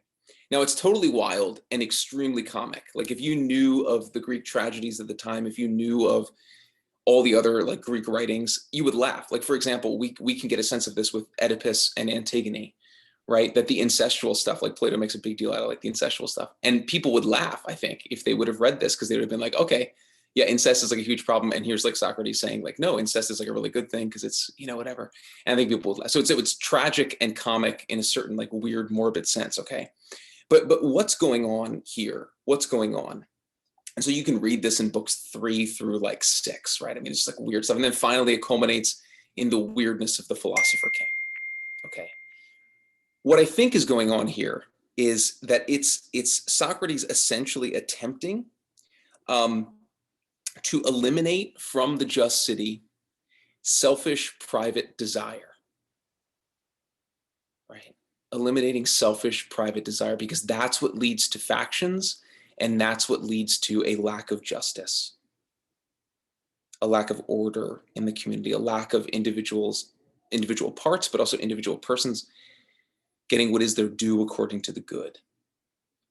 And that elimination of private selfish desire would have to take place in the ruling class particularly. And so how would they have to be educated in order for that to happen? So they're raised almost like we raise chickens, like in these like massive, like separated from human relations and everything. It's just like weird. It's like a sci-fi film, okay, in what he's articulating. Okay. And so how would they live? How would they be trained? Here comes the train of ridiculousness. But I think you can see at the end of book 9, and it's almost for this purpose that I had you read book 9, almost for this purpose alone. I think the outcome of all of this becomes clear. Glaucon and others, they're obsessed with the question of whether this just city is possible. Socrates, tell us if it's possible. Is it? I want to know where it is because I want to move there and buy property. Okay, is it possible to live in the just city? And Socrates is like deflecting it. He doesn't want to answer it, right? Whatever. But let's read the bottom of page 274 in the scan to see his response. Okay, his interlocutor at this point, who I forget who it is exactly. This is about, what, maybe 8 lines up from the bottom. So it's basically, if this man pursues true wisdom and is ruled according to justice, so on and so forth, if that's what he cares about, he won't be willing to mind the political things. Socrates replies, yes, by the dog. Great little phrase, okay? Yes, by the dog, I said. He will in his own city, very much so. However, perhaps he won't in his fatherland unless some divine chance coincidentally comes to pass. I understand, he said. You mean he will in the city whose foundation we have now gone through, the one that has its place in speeches, since I don't suppose it exists anywhere on earth. But in heaven, Socrates said, perhaps a pattern is laid up for the man who wants to see and found a city within himself on the basis of what he sees. It doesn't make any difference whether it is or will be somewhere, for he would mind the things of this heavenly city alone and of no other.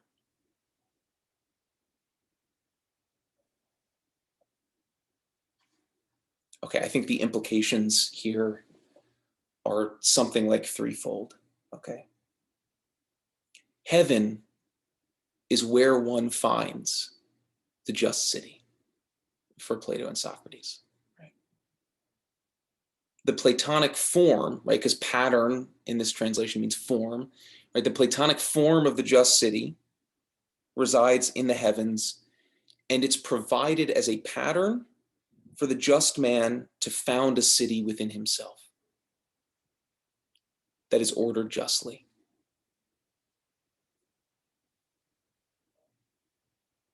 The second thing, I think, the just man will indeed, and here's the paradox, right? The just man will not be drawn to mind the political things of this world. The philosopher, the one who sees the true sun, will have to be forced to go back down into the cave, right? I mean, as it were, right? Get back down there, like you have to do this, you know, against his will almost. Why? Because it's so important that the city within himself is patterned upon the heavenly city, right? And so for this reason, it's suggested or implied, and at least interpreted by Bloom, that the end of the Republic suggests that the city, the just city, only exists in speech, right? Doesn't exist anywhere. But that doesn't mean it's impossible, because it exists as a form in heaven, in the heavens, okay? But it only exists in speech here, which is a lot easier to build a city in speech than it is with brick and mortar, right? But the soul in speech, the just soul, is possible here.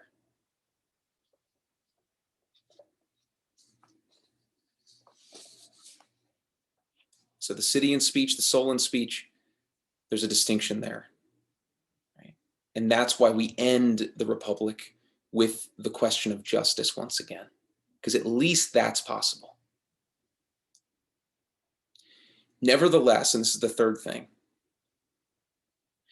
the nearer a culture and a political community can come to being ruled in justice and wisdom, the closer it can get to the truly just city, or the truthfully just city. There may never be a philosopher king, there may never be the full extinguishing of private selfish desire, but we can get close, right? Or at least closer. We can participate in the Platonic form as a regime to some degree. And Socrates says this in book 5 beautifully. He says this. He says, don't compel me necessarily to present the city as coming into being in every way, indeed, as we described it in speech. But if we are able to find a city that would be governed in a way most closely approximating what has been said, say that we found the possibility of these things come into being on which you insist. Or won't you be content if it turns out this way? I, for my part, would be content. Right? So Socrates himself is content with finding some regime that participates, at least, or approximates the heavenly city. And this is the cave imagery. This is why it holds true. The philosopher can't just abandon the earthly regime.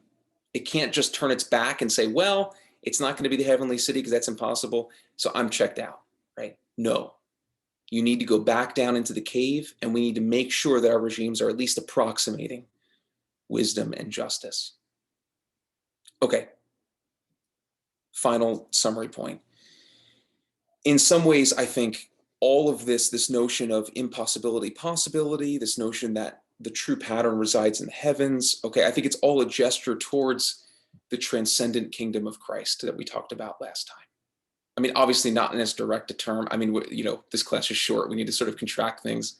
But I think this is gestures towards. And I think what's interesting is even in the most ridiculous notions of what it means to eliminate private desire, all the ridiculous ways that the guardians and the rulers are educated and all this kind of stuff, in some ways it images the political community in heaven, right?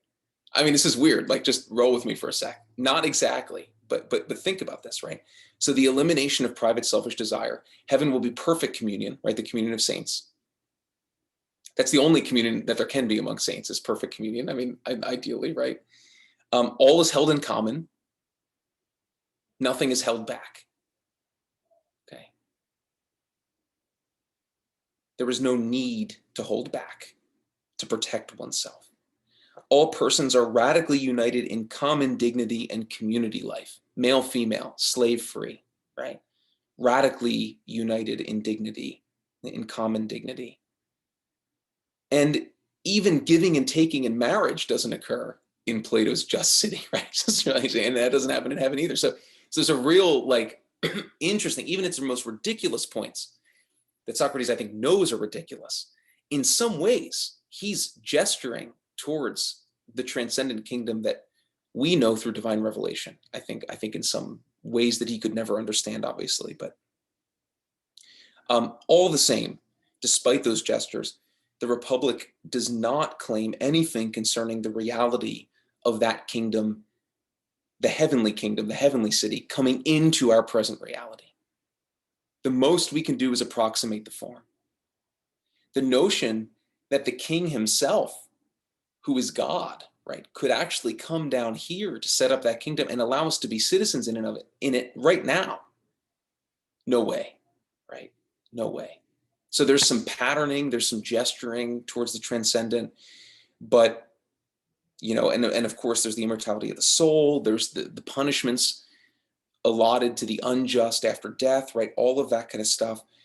But, okay, and it's worth being crucified to be the just man. But what if God, who is justice itself, came down from heaven and took on a full and complete human nature, becoming also the truly just man, the true philosopher king? What if that happened? And what if he set up a kingdom of which we can be citizens? Right? That's a step that Plato and Socrates wouldn't take. And it's not even a question I think that they would formulate. But nevertheless, the reverse echoes are, I think, ample here. And so that's where Socrates ends up, actually, as he says, why is it great to endure sufferings for the sake of justice? It's because at the very least, justice is from the domain of the gods, right? One must be just for the sake of oneself and for the sake of God. So you have that there too, right? That there's already this, and there's myths that conclude the Republic about the 1,000-year punishments and all this kind of stuff, and reincarnation and all this kind of stuff. But I think it's immaterial to the point, which is this: is that the soul is immortal, and what we do in this life matters to the gods, right? And that the gods expect justice because that's the ordering of our internal selves as well, right? And that's happiness. Okay. All right. Dr. O'Neill, I didn't really let you interpolate it all because I was like pedal to the metal, but any thoughts that you had to conclude Plato? That's kind of where I'm stopping.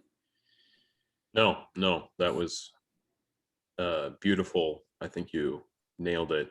And I think that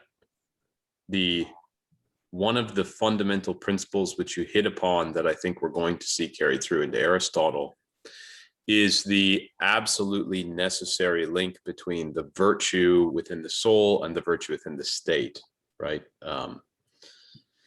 Obviously, there's a lot of other things that you went over, but this is one of the fundamental principles, I think, of the Western political imagination, right? Which is what we're discussing.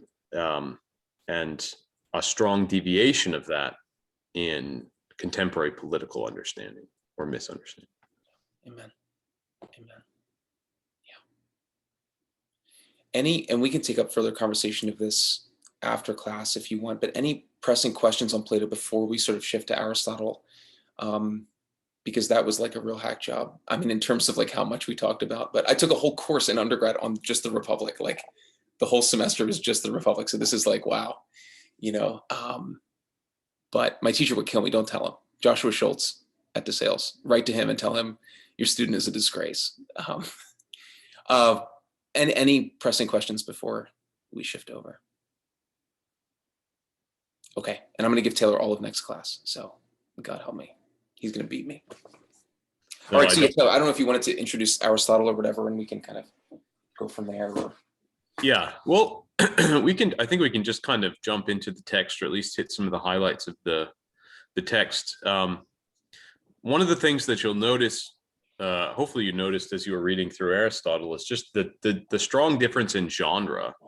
Even though Aristotle is in many ways a student of Plato's, not only do they deviate in certain philosophical ideas about the universe, but they write very differently, right? Plato is writing these great dialogues, and so there's a very different experience in reading through what Aristotle is saying about politics and what Plato is saying about politics, right? Plato is probably a lot more interesting and engaging to read.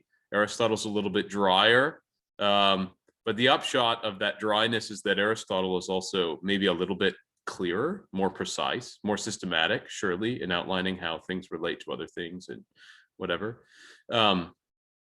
So you'll notice when looking through what Aristotle says in the sections from the Politics that we looked at, that he's borrowing a lot from Plato regarding principles of political rule, but there are some places of deviation. There are some places of disagreement. And so I don't want to just look at Aristotle in a vacuum, but look at Aristotle as flowing from, as informed and influenced by Plato, but then also providing some nuances that are going to become incredibly important for Christian view of political rule, right? Aristotle, especially after, say, the 12th or 13th century, becomes incredibly influential on Christian thought, certainly heavily influential on St. Thomas Aquinas, and St. Thomas Aquinas becomes heavily influential, the common doctrine of the church, etc. So I want you to be thinking not just about, hopefully you're noticing not just how Aristotle is related to Plato and whatever, but there's a real kind of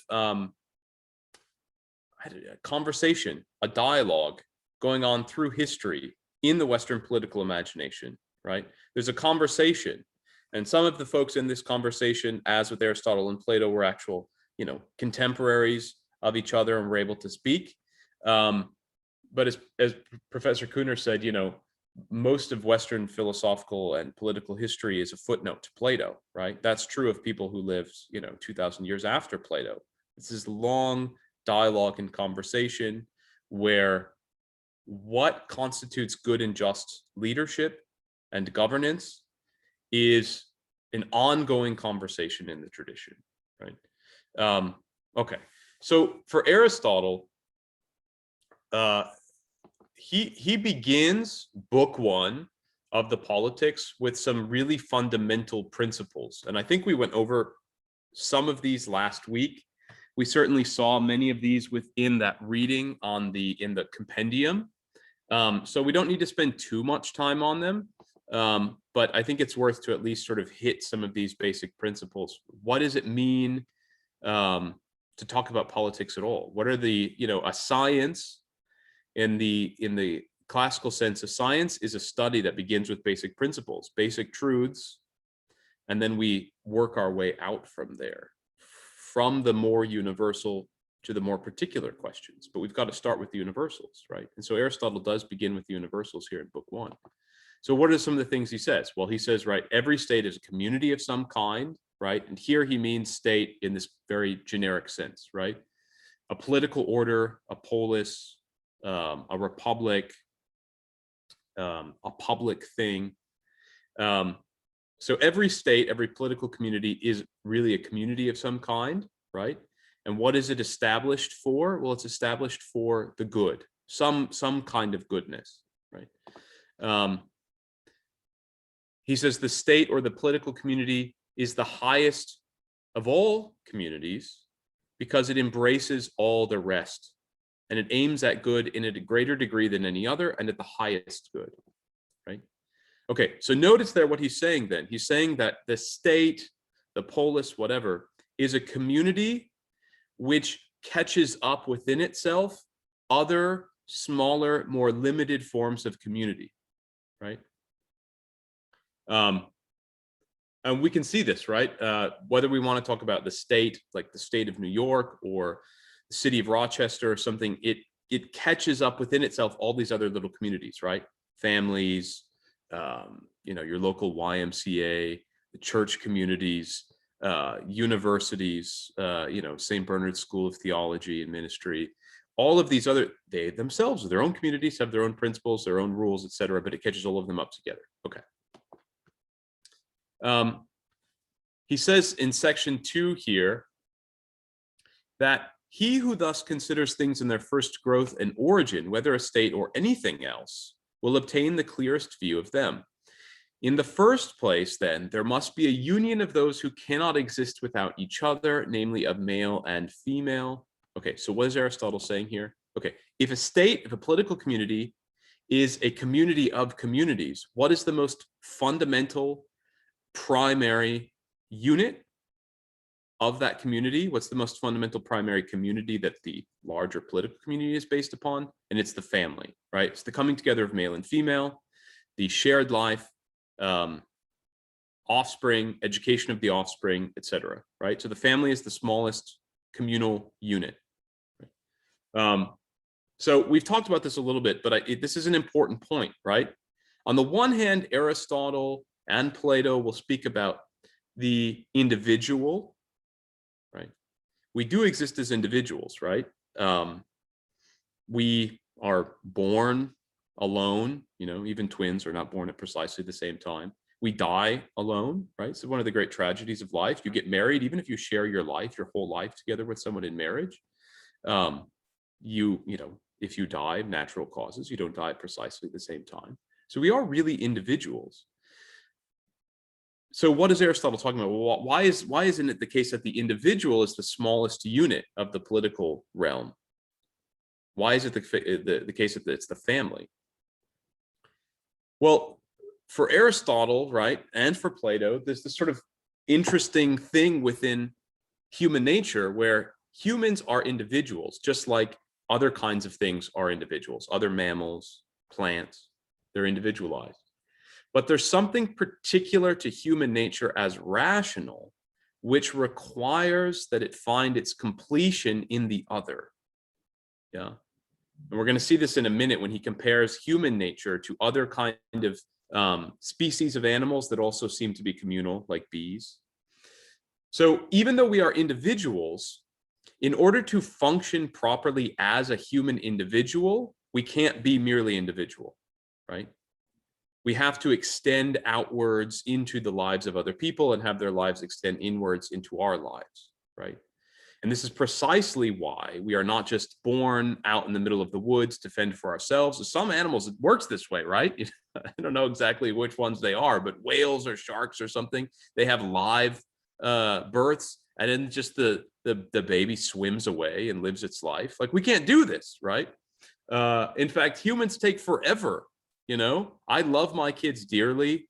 I am constantly going back and forth between being like super sad that my oldest is 9, she's gonna be turning 10. I'm already, if she moves out at 18 or 19, like, I'm half done already, which is like really incredibly sad. But also, 18, 19 years is a really long period of time. You know, other animals, it's like 6 months, a year, they're gone, right? And then you maybe move on to raising the next one or whatever. But human children, especially, they take incredibly long time, longer than any other species, to get up to date, to maturity, and to be able to go out on their own. Okay, so we're incredibly communal, right? So the public thing, the state, the polis, is fundamentally based upon the family, right?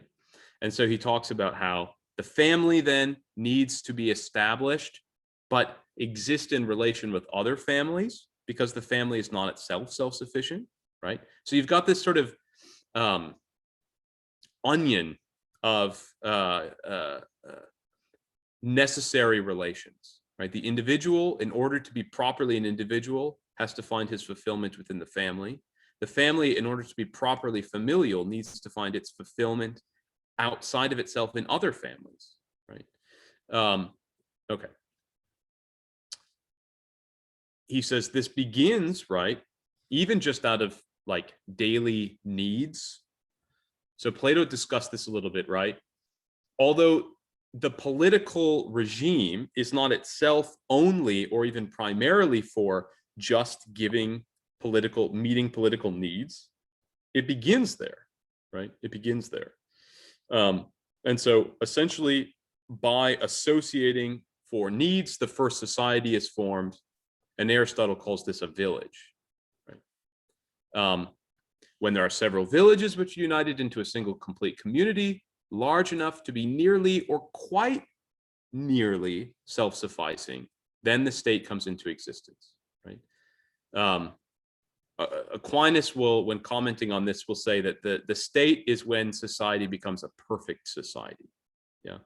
And by perfect there, he doesn't mean morally perfect, like Plato's utopia, you know, with wife swapping and whatever other strange thing. But he means perfect in the sense of complete. Yeah. Perfect in the sense of complete, when it becomes self-sufficient, when it doesn't require something outside of itself. Yeah. Okay. So in the ancient world, this is really how communities would be, right? Sometimes I think it's a little bit hard in our imagination to consider a truly self-sufficient but small community, like a city-state, right? Because we're so globalized that we can't even imagine, like, you know, half the stuff in the room around me was made in China, right? Our complete cultural and economic enemy on the exact opposite side of the world. So we share very little with them in regard to the higher things in life. But we share goods with them, right? To such an extent that if it weren't for China, the US economy would probably collapse and vice versa, right? Okay, so we like think about a state in which it's fairly self-sufficient. Okay, that's what Aristotle was talking about. That's the political entity that is being referenced here, the republic, the polis, whatever. Okay, so from this, right, Aristotle derives the conclusion that humans are intrinsically social animals, and they are intrinsically, therefore, political animals.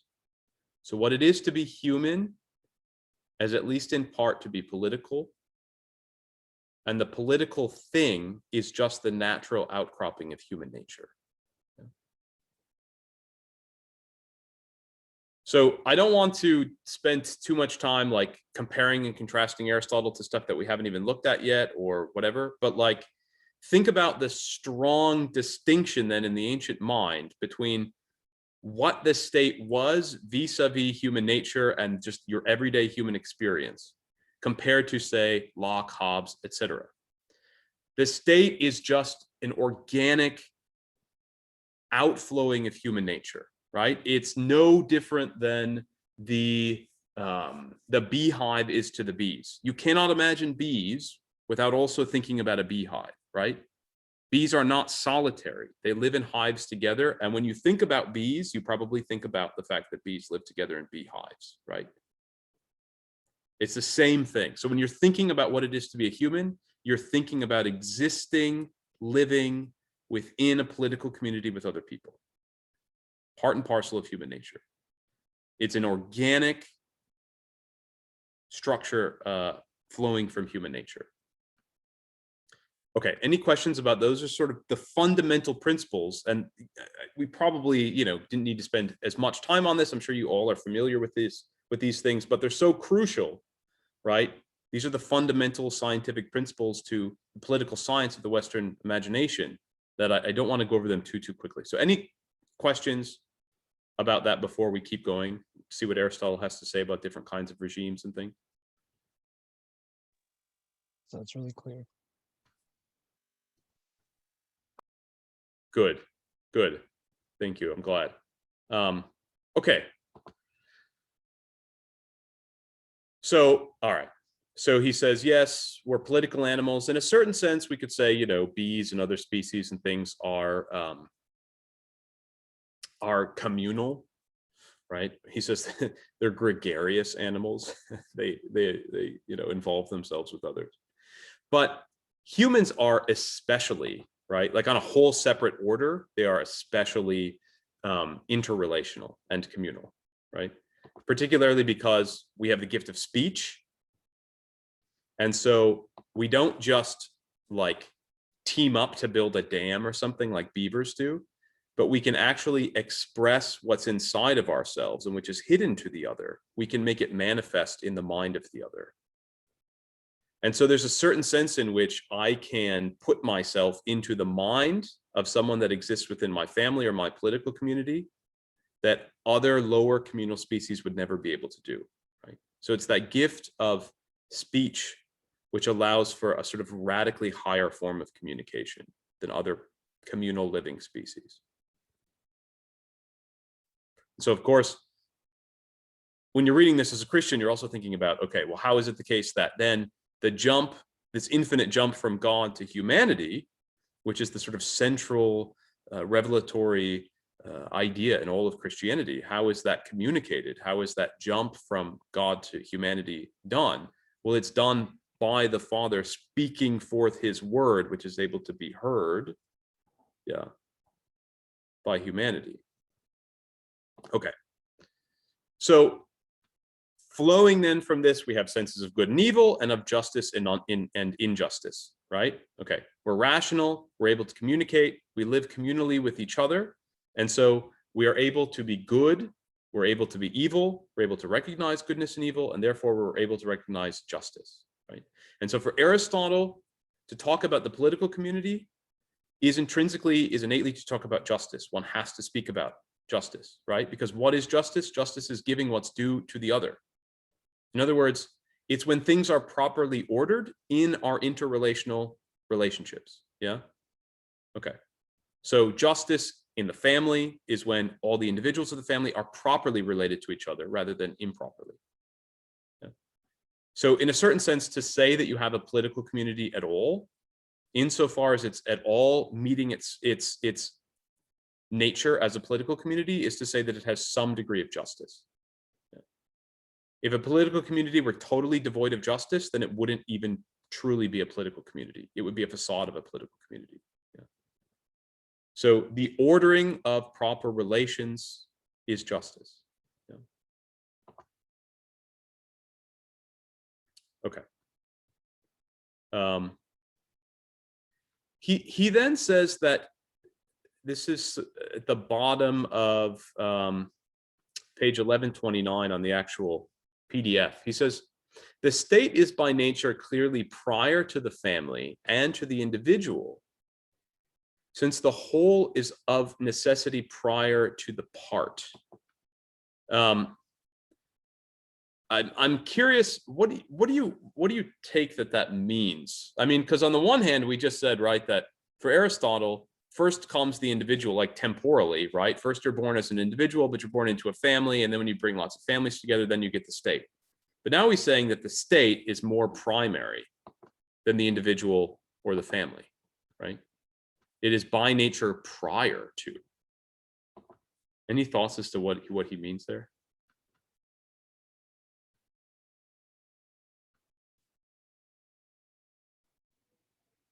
It's never good when Thomas turns off his camera. He's like, nope, not me. Can't even call on me. Like he cuts it off at the pass, it's the state that provides the conditions under which persons can be cultivated and properly cultivated in a human sense. And so it's not the first thing in time, it's the last thing in time, but it's the first thing in the order of priority, but only insofar as it performs its function to provide the conditions and encourage the proper cultivation of citizens according to their human possibilities, right? The oak tree. Yeah, perfect. So it's not a priority of time, but it is a priority of nature or of end. Okay, so in other words, I think that this is somewhat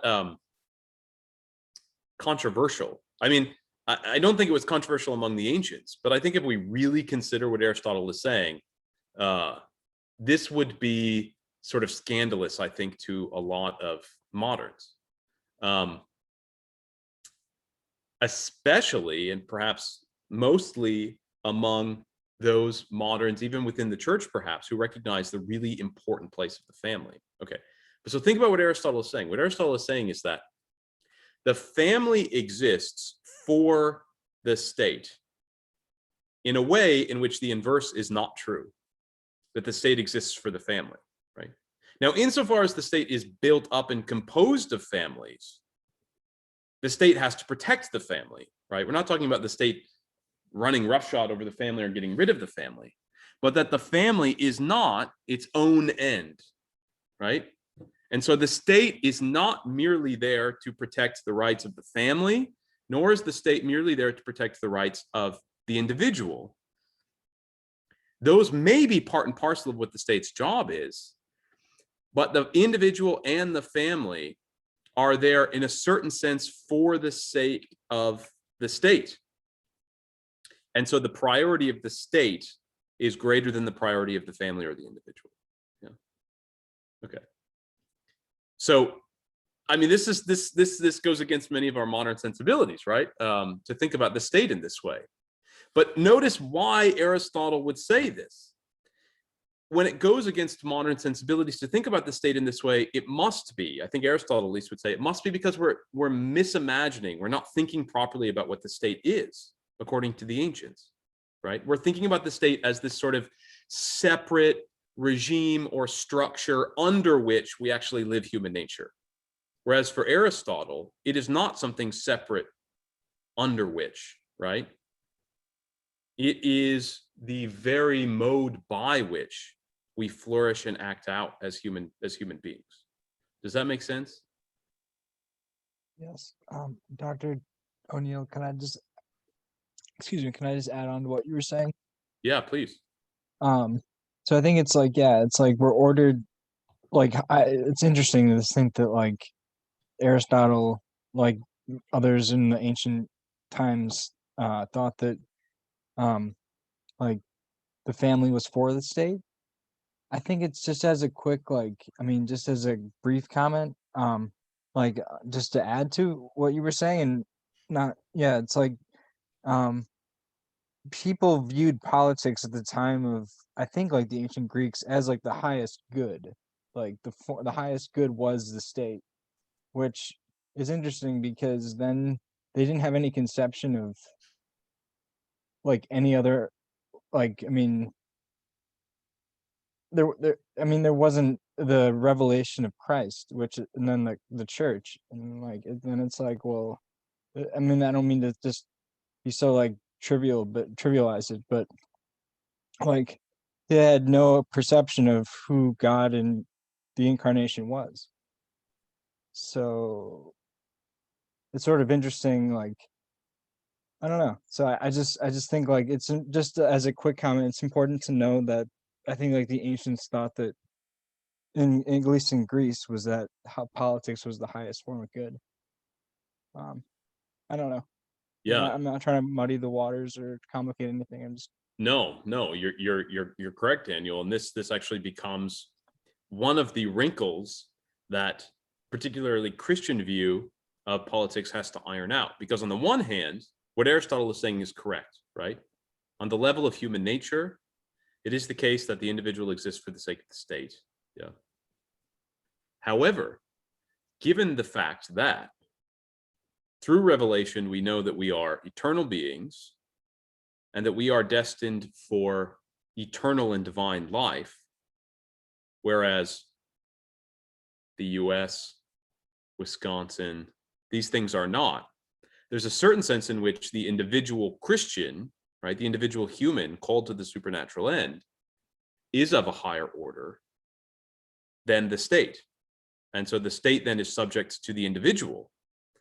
And so there's a kind of dynamic tension there that I'm sure will come up again as we move through the course. So yeah, very, very good to point that out. And that's a very difficult question. I think, though, there are answers to that question, and I think that we can discuss those more as we get into the particularly Christian philosophers and political scientists. Yeah, definitely. Good. Thanks. Yeah. Just to sort of put a cap on this point, though, right? Aristotle says, the proof that the state is a creation of nature and prior to the individual is that the individual, when isolated, is not self-sufficing, and therefore he is like a part in relation to the whole. Which again, I think is a very anti-modern, it's very unusual to our sensibilities and our ways of thinking about the state, right? We tend to think of ourselves as wholes, and then government is merely a part of my experience as a whole, right? So I have friends and I have family and I have maybe my religion and I have, the Milwaukee Bucks and I have the state. And sometimes I do state things and then sometimes I do friend things. And, these are all parts of my whole. What Aristotle is saying here is the exact opposite, right? That the state is the whole and I'm a mere part of the state, right? So I'm like a finger on the body of the state. Right? The body is more primary than the finger. And sometimes you chop a finger off to save the state, right? You never take your life to save your finger. Okay. So then he says, right, that then at the end of this little section, he says, justice is the bond then of men in states. For the administration of justice, which is the determination of what is just, is the principle of order in political society. So what it is to be human is to be political, and what it is to have a proper political body or regime is that it be just, that it have a proper ordering of relations between its citizens or its members. Okay. All right. So as we move on into book 4, he starts to consider what kind of government is best. And specifically, he spends a lot of time in book 4 discussing democracy, right, and constitutional governance, which is, I think, of particular interest to us today, right? Because we don't exist in a monarchy. We don't exist in an aristocracy or an oligarchy, at least not on paper, although maybe there's an argument to be made. So, okay, what are the particular challenges and limits of our own form of government? It's not just us that live in this, right? But it's ubiquitous within modernity, right? This idea of modern liberal democratic governance is all but won the day. Patrick Deneen makes this point in a book that we're going to read by him, which is that, with the fall of the communist Soviet Union, you essentially had the end of any competing sort of regime in the world. There's maybe a dictatorship here or there in like small, relatively uninfluential third world countries, but the world, the major players throughout the world in every continent are all essentially representative democracies or something like that, right? Okay. And even China is a blended thing now. You know what I mean? Like it's not actually straight communism in the way that, I think some of the pure Marxists would be appalled. Yeah. Yeah. Well, yeah, especially economically, right? China's a productive powerhouse, and it's becoming home for the world's largest, most global, most profitable corporations, private corporations, right? Okay. So what are the forms of government? I mean, he's drawing here heavily on Plato, right? So we don't need to spend too much time on this, but essentially, right, he says, mostly you have 3 different kinds of rules of government, and they're determined by how many people are in positions of authority, right? So you have kingship, in which you have one person. You have aristocracy, in which you have a relative few, right? So aristocracy could mean, rule by 4, or it could mean rule by, 1,000. It would still be a relative few. And then you have what he calls different names throughout the text here. Sometimes he calls it a polis, sometimes he calls it a constitution.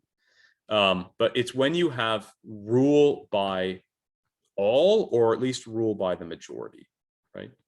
And then these correspond with 3 kind of perversions of these forms of governance, right? So there's tyranny, which is the perversion of royalty, oligarchy, which is the perversion of aristocracy, and then democracy, which is the perversion of constitutional government. And he says, right, that tyranny is when you have democracy that is ruled by one, but when the ruler, the monarch, is only interested, or is primarily interested in his own good rather than the good of the state. Yeah.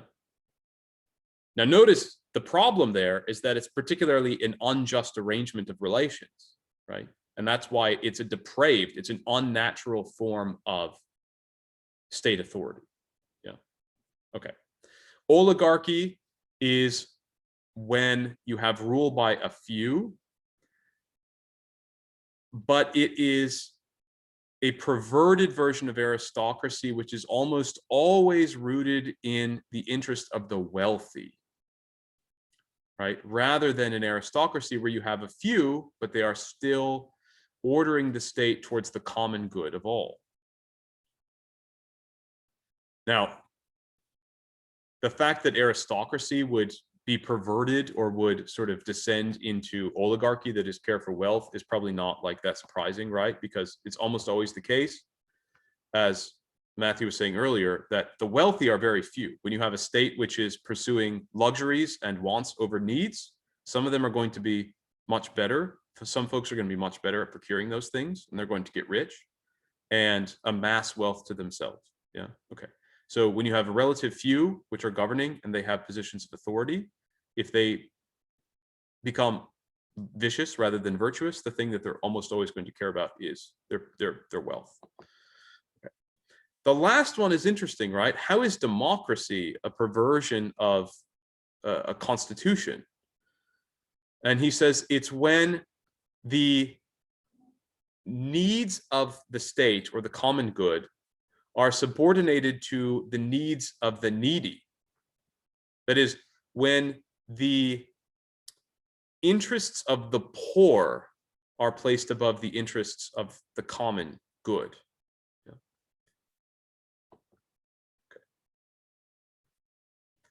Yeah. Okay. Okay. Could you just repeat that, what you had just said, your last sentence, Dr. O'Neill? Yeah. So democracy is a perversion of a constitutional government, precisely insofar as it's rule by the majority who are poor, or at least not wealthy, and they put the interests of the non-wealthy above the common good of the state. Okay, got it. Thank you. Okay. Yeah. Was go it ahead. sorry, was it also that just to add, or just to contribute a bit, with like the in a democracy, I think like it was interesting. It said that like the like a virtue in it in some ways is freedom, but I think like it related it to a tyranny in the sense that like I don't know. I got excited. I lost my thought. No, that's good. Yeah, we'll note that in a minute. In book 4, you're right. He makes a connection between democracy and tyranny, right? He says it's essentially the same thing as tyranny, except instead of one tyrant, you have a bunch of individual tyrants. But essentially, it's the same concept. Yeah, good. Okay, so one of the things then that Aristotle says characterizes these these perverted forms of regimes is not that the thing that they pursue or care about is something that the state shouldn't be interested in, but rather they limit the scope of what the state is supposed to be driving at, right? So he says, for example, this is in book 3, so you didn't read this, but I think it's a helpful quote. He says, it is clear, if men met and associated out of regard to wealth only, that is, if what a political community meant, what it meant to be human and to be political and social as human meant only to share wealth, right? Then the oligarchical doctrine would then seem to carry the day, Aristotle says, right? Then the oligarchs would be right? Then promoting and safeguarding the exchange of goods and wealth would be the whole end of the state, and therefore the oligarchs would be right? But no, it's not that, right? It's not merely honor. It's not merely wealth. Instead, right, it's the entire life. It's needs of a material and needs of a spiritual needs of the soul, right? The whole person. The flourishing of the whole person is the end of the state. Okay, if that's the case, then, right, then the end of the state is consideration of virtue and vice. Wealth, honor, these things pertain to virtue and vice. You can't be virtuous. You can't talk about virtue and vice without talking about wealth, the ways in which you use it properly or improperly, or honor, the ways in which you can care about proper honor for human dignity in the individual, proper honor for your patria, but also then bad ways to honor yourself, pride, selfishness, etc. Okay, so the problem with unjust regimes is that they too narrow what it is that the state is driving at. They too narrow the end of the political community.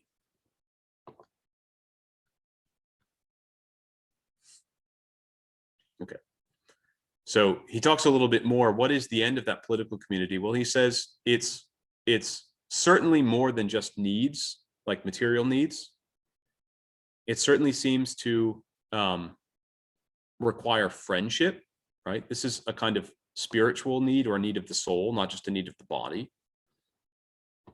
And so part of the reason why we get together and why we need other families is that we need friendship. That's not food or shelter, but it's still a need. But that ultimately the end of the state is the good life. Yeah.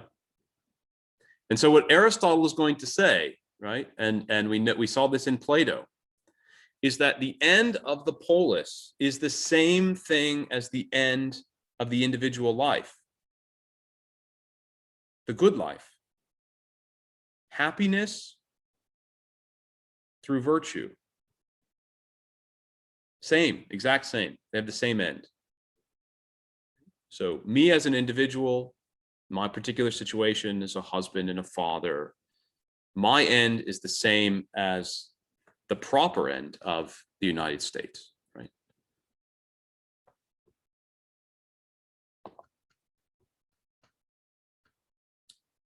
Okay. It's amazing when you think about communism in that regard, because it's sort of directly inverted. Like it's actually wild. Yeah. Yeah, that's right. Yeah, it seems to be the case. I mean, you see this basic criticism of communism, right? That it recognizes the necessity of a common good, but in a way which is totally alien to the private good. So it just subjugates the individual to the state, but in a way which does not at all lead to the flourishing of the individual, right? So the end of the state is completely opposite the end of the flourishing of the individual, as you just said. Yeah. Okay. So what is the best form of government then is sort of the next natural question, right? And what does Aristotle say? What is the best form of government? He starts out with monarchy, but then kind of goes into sort of a mixed or mean sort of combined or diverse government. Yeah, it's not as cut and dry, as clear as when Plato says, no, philosopher king, right? More like the Thomistic mixed regime. Yeah. Although you see in places in Aristotle in which he seems to say that if you had just sort of monarchy, even absolute monarchy, under the perfect conditions in which that would be really possible and practically attainable, that would be the best form of government, right? But he seems much more pessimistic, right, than Plato about the ability to actually attain some of these things. And so when you ask him what's the best form of government, it's as if he's saying, well, there's one sort of ideal form of government in the mind, but then there's another form of governance that we should say is ideal because it's most practical. It's like the best of possible regimes or something, right? Yeah. And so you've got this appeal to the necessity of the practical in Aristotle, which you just don't see in Plato, which some people probably love that about Aristotle. And, I mean, I agree with Aristotle more than I agree with Plato, but I do get a little, this is something my wife would love. This is, oh, Aristotle's being practical. Don't have your head in the clouds so much. And I want to be with Plato and say, no, damn it. We need to think about the ideal, and we need to do everything in light of the ideal.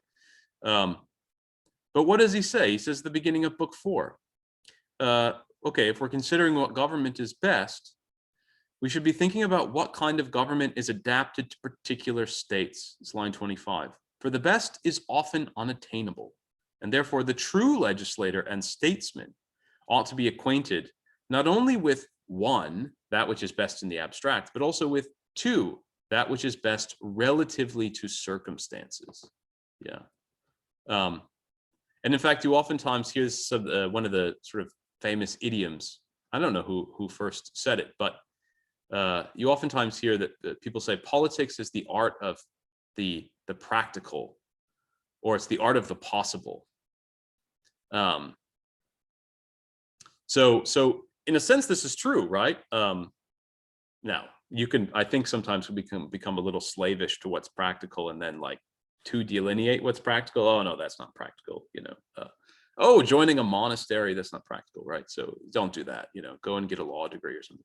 But what's truly practical, right, has to be kept in mind. So the true statesman is the one who can not just walk around like Socrates and think about what's the ideal form of government, but which can enact the form of government that is going to maximize virtue and flourishing for his citizens in this place at this time with their own strengths and weaknesses. Yeah.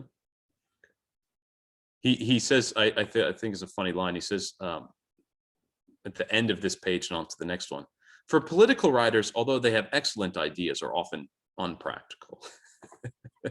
So it's no good. It's no use, right, in having these beautiful ideas if you can't actually enact them.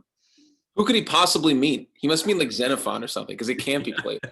Right, it couldn't possibly be Plato with the shared gymnasium and the okay. He also, in another part, I love this, when he's talking about all the things that are needed, like economically in a city, he says, hence we see that this subject, though ingeniously, has not been satisfactorily treated in the Republic. It's like backhand shade, like ingenious, but you need like 4, you need at least like 10, practically. Yeah, it's great. Okay, so it's evident then, right, there must be many forms of government differing in kind, since the parts of which they are composed differ from each other in kind. I mean, okay, I think you can see a kind of analog of this in families and the way that families are run, right? Okay, if the state is really just a kind of the family writ large, it's a family of families, then the different kinds of governance in the state should mirror the fact that families actually work this way, right? Like not every single family does things exactly the same way. Now there are universals, right? Like hopefully the parents are in charge of the kids and are educating the kids and not like just the other way around, right? But the way that parents discipline, the schedule that they keep, the way that they make familial decisions, like do they sit down and have a family meeting? Do they vote? Is the father particularly virtuous? And he just says, this is what it's going to be. And the children are virtuous because he's virtuous. And they say, yes, of course. It's different, right? And so there's different techniques, different ways of governance in different families, same in different kind of states. And one technique, one regime in one family might be horribly disastrous in another.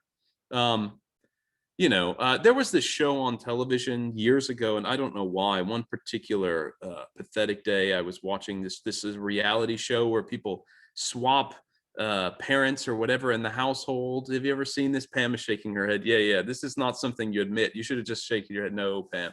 But Ahmed, I never watched it, but I remember hearing about it because okay, good. That's a good save. Anyways, the same thing, right? So you'd have this domineering parent and it worked well, maybe not domineering, but more like authoritarian, more rigid, and it would work well in one family, and they come into another family and they weren't used to that and it would like totally not work, whatever. Okay, I don't know, stupid idea. I'm sure it was all fake, reality television. But same kind of concept, right? Okay, so practically you need different kinds of ways of governing different kinds of people in different places at different times. Okay. So what about democracy? He begins speaking a little bit more about democracy and oligarchy a little bit, but particularly democracy. He starts, this is on page like 1212. He starts talking about different kinds of democracy. Right, he says that although we've said, okay, there's basically like 3 major forms of government and then 3 major perversions, there's of course many other subgenres and subversions of these. And of particular note, he's very critical of several of these forms of democracy, in particular the 5th form. And we only have a few minutes left, but I think this is a good place to end. And then maybe for the first 10 minutes or so of next class, we can finish out what Aristotle has to say. But so if you look on page 1212, sort of towards the bottom of the page, he mentions on line 4, 1292, a 5th form of democracy, in other respects the same, is that in which not the law, but the multitude have the supreme power and supersede the law by their decrees. Okay. In other words, he had mentioned previously, you can have forms of constitutional or majority governance in which the majority rules, but there's a strong version of the law which is not dictated by, say, majority rule or majority vote or something like that, right? So the principles and the major laws are, the majority rule is subordinate to those laws. Here, what he's speaking about seems to be where law is dictated by the majority. Yeah, so laws can be made, changed, amended, etc., at the will of the multitude. And so they supersede the law. He says, this is a state of affairs brought about by the demagogues. So this is where he starts getting harsh. What's a demagogue? Anyone encountered this word? We tend not to use it. I think it's just the person who preys on the fears of people and says grandiose things and make people afraid. Yeah, we don't have those kind of people today, of course. Wink, wink. Yeah. Okay. For in democracies which are subject to the law, the best citizens hold the first place. Okay, notice this is a principle. We're gonna talk about this a little bit when we finish up next class. But the best regime, although what that looks like is different in different places, the best regime is the one in which the most amount of authority is held by the most virtuous. Now, that's not entirely different, right? It's similar to Plato's philosopher king. It's just maybe a little bit less radical, a little bit more of a sort of practical application, a little bit more nuanced, whatever. But it's the same basic concept. Okay, but in this case, right, this would be the opposite. This is why it's a perverted form of constitutional governance. For in democracies which are subject to the law, the best citizens hold the first place, and there are no demagogues, right? Because the law keeps the demagogues in check, right? And there's no, there's not nearly at least as much, I don't know what the right word is. There's not as much to be gained by talking heads, because the talking heads inflaming the fear or the desires of the majority, they can't really change fundamental aspects of the law. But if the majority can, then the demagogues have an immense amount of power, right? And the people are going to want to keep to themselves those who tell them what they want to hear, such that they feel justified in superseding the law. Okay, but where the laws are not supreme, their demagogues spring up. For the people becomes a monarch. This is what Daniel was referencing, and is many in one. And the many have the power in their hands, not as individuals, but collectively. Jump down a few lines. At all events, this sort of democracy, which is now a monarch, right? In other words, it only appears to be different from tyranny, right? It is essentially tyranny. And is no way under the control of law, seeks to exercise monarchical sway and grows into a despot. This sort of democracy being relatively to other democracies what tyranny is to other forms of monarchy. The spirit of both is the same, and they alike exercise a despotic rule over the better citizens. Okay. We only have about 1 minute left. Any thoughts or comments about anything that Aristotle had said so far, particularly anything that he says about democracy? I would just comment in this last section we were just talking about. This kind of sounds a little bit of like what's happening in certain communities today. Okay, go on. No, I'm just saying, there's this whole push to make changes based on certain things that are happening in society. We're going to make all these changes to reflect one section without taking into the whole. I mean, it sounds like mob rule, and the average, a law-abiding citizen is not really, their rights, their opportunities aren't taken into consideration. They're right here in Rochester. There's going to be this whole new push for gun control, and it's going to really limit people's access to guns. And mind you, I grew up with one, I don't own one, but it's all done to stop the killings. But the measures that they've come out with so far they'll hinder law abiding, but it won't stop the problem. So that's this sounds a little bit about like that. To add what you're saying, Pam, and to what you're saying, Dr. O'Neill, I think it's interesting to know, but I think what I thought of too is that I forget, and this is more of a question, but was it Aristotle who said that one of the most imperfect forms of government that works, if we're talking about imperfect governments, the one that works the best is a democracy? Or was that Plato? Or was that Plato? Or Socrates who said that? Or was that Aristotle? Well, Aristotle does seem to say that when authority is spread widely, it tends to more often work. So a kind of mixed form of governance in which there is definite authority within each individual citizen is less like. Sorry, I didn't mean to derail your conversation at all. I just thought that the comment related to it. So sorry if I did that. Yeah. But notice that also is there's always the possibility of perversion, and particularly within these constitutional governments, there's always the possibility that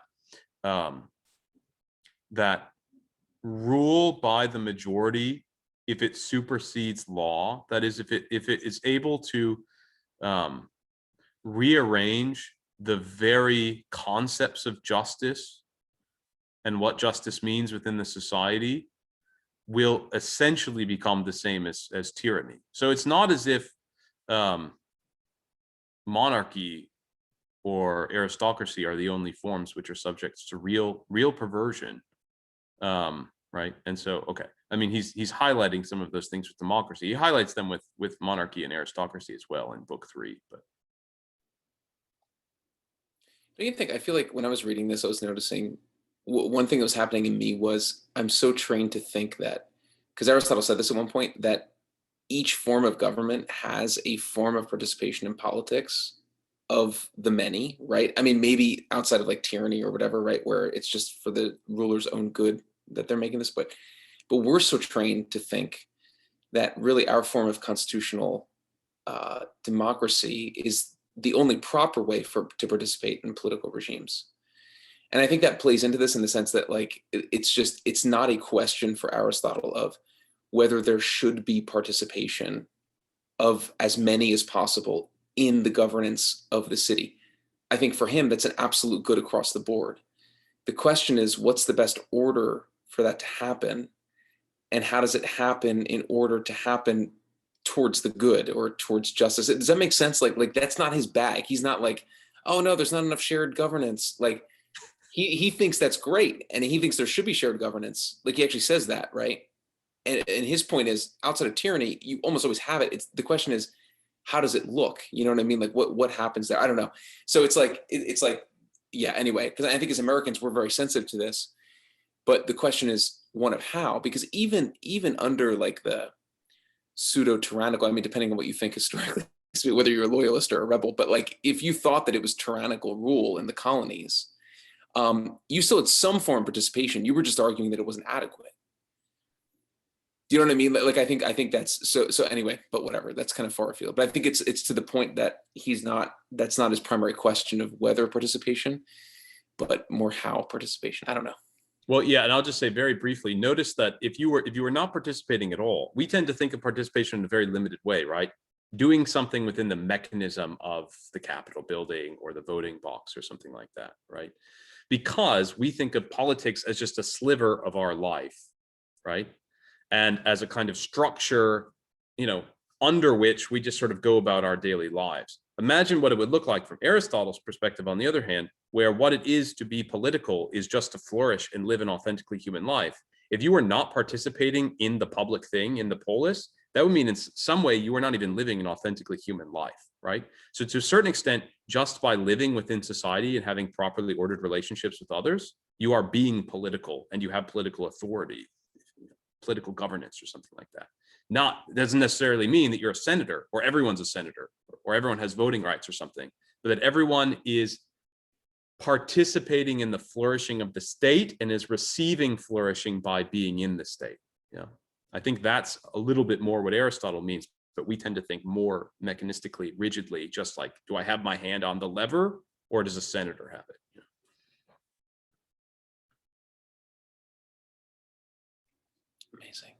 Amazing. All right, thank you all. We went a few minutes over.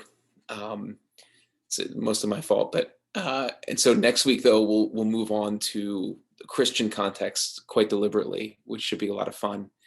But I think this again just gets us going with terminology, gets us going with the thought, because as Taylor was saying, the degree to which these thinkers impacted later Catholic imagination, Catholic political imagination, can't be overstated. So this was sort of a necessary foundation, and I think a lovely one. So God willing. But all right, have a wonderful week. And yeah, the reading should be posted already that you need.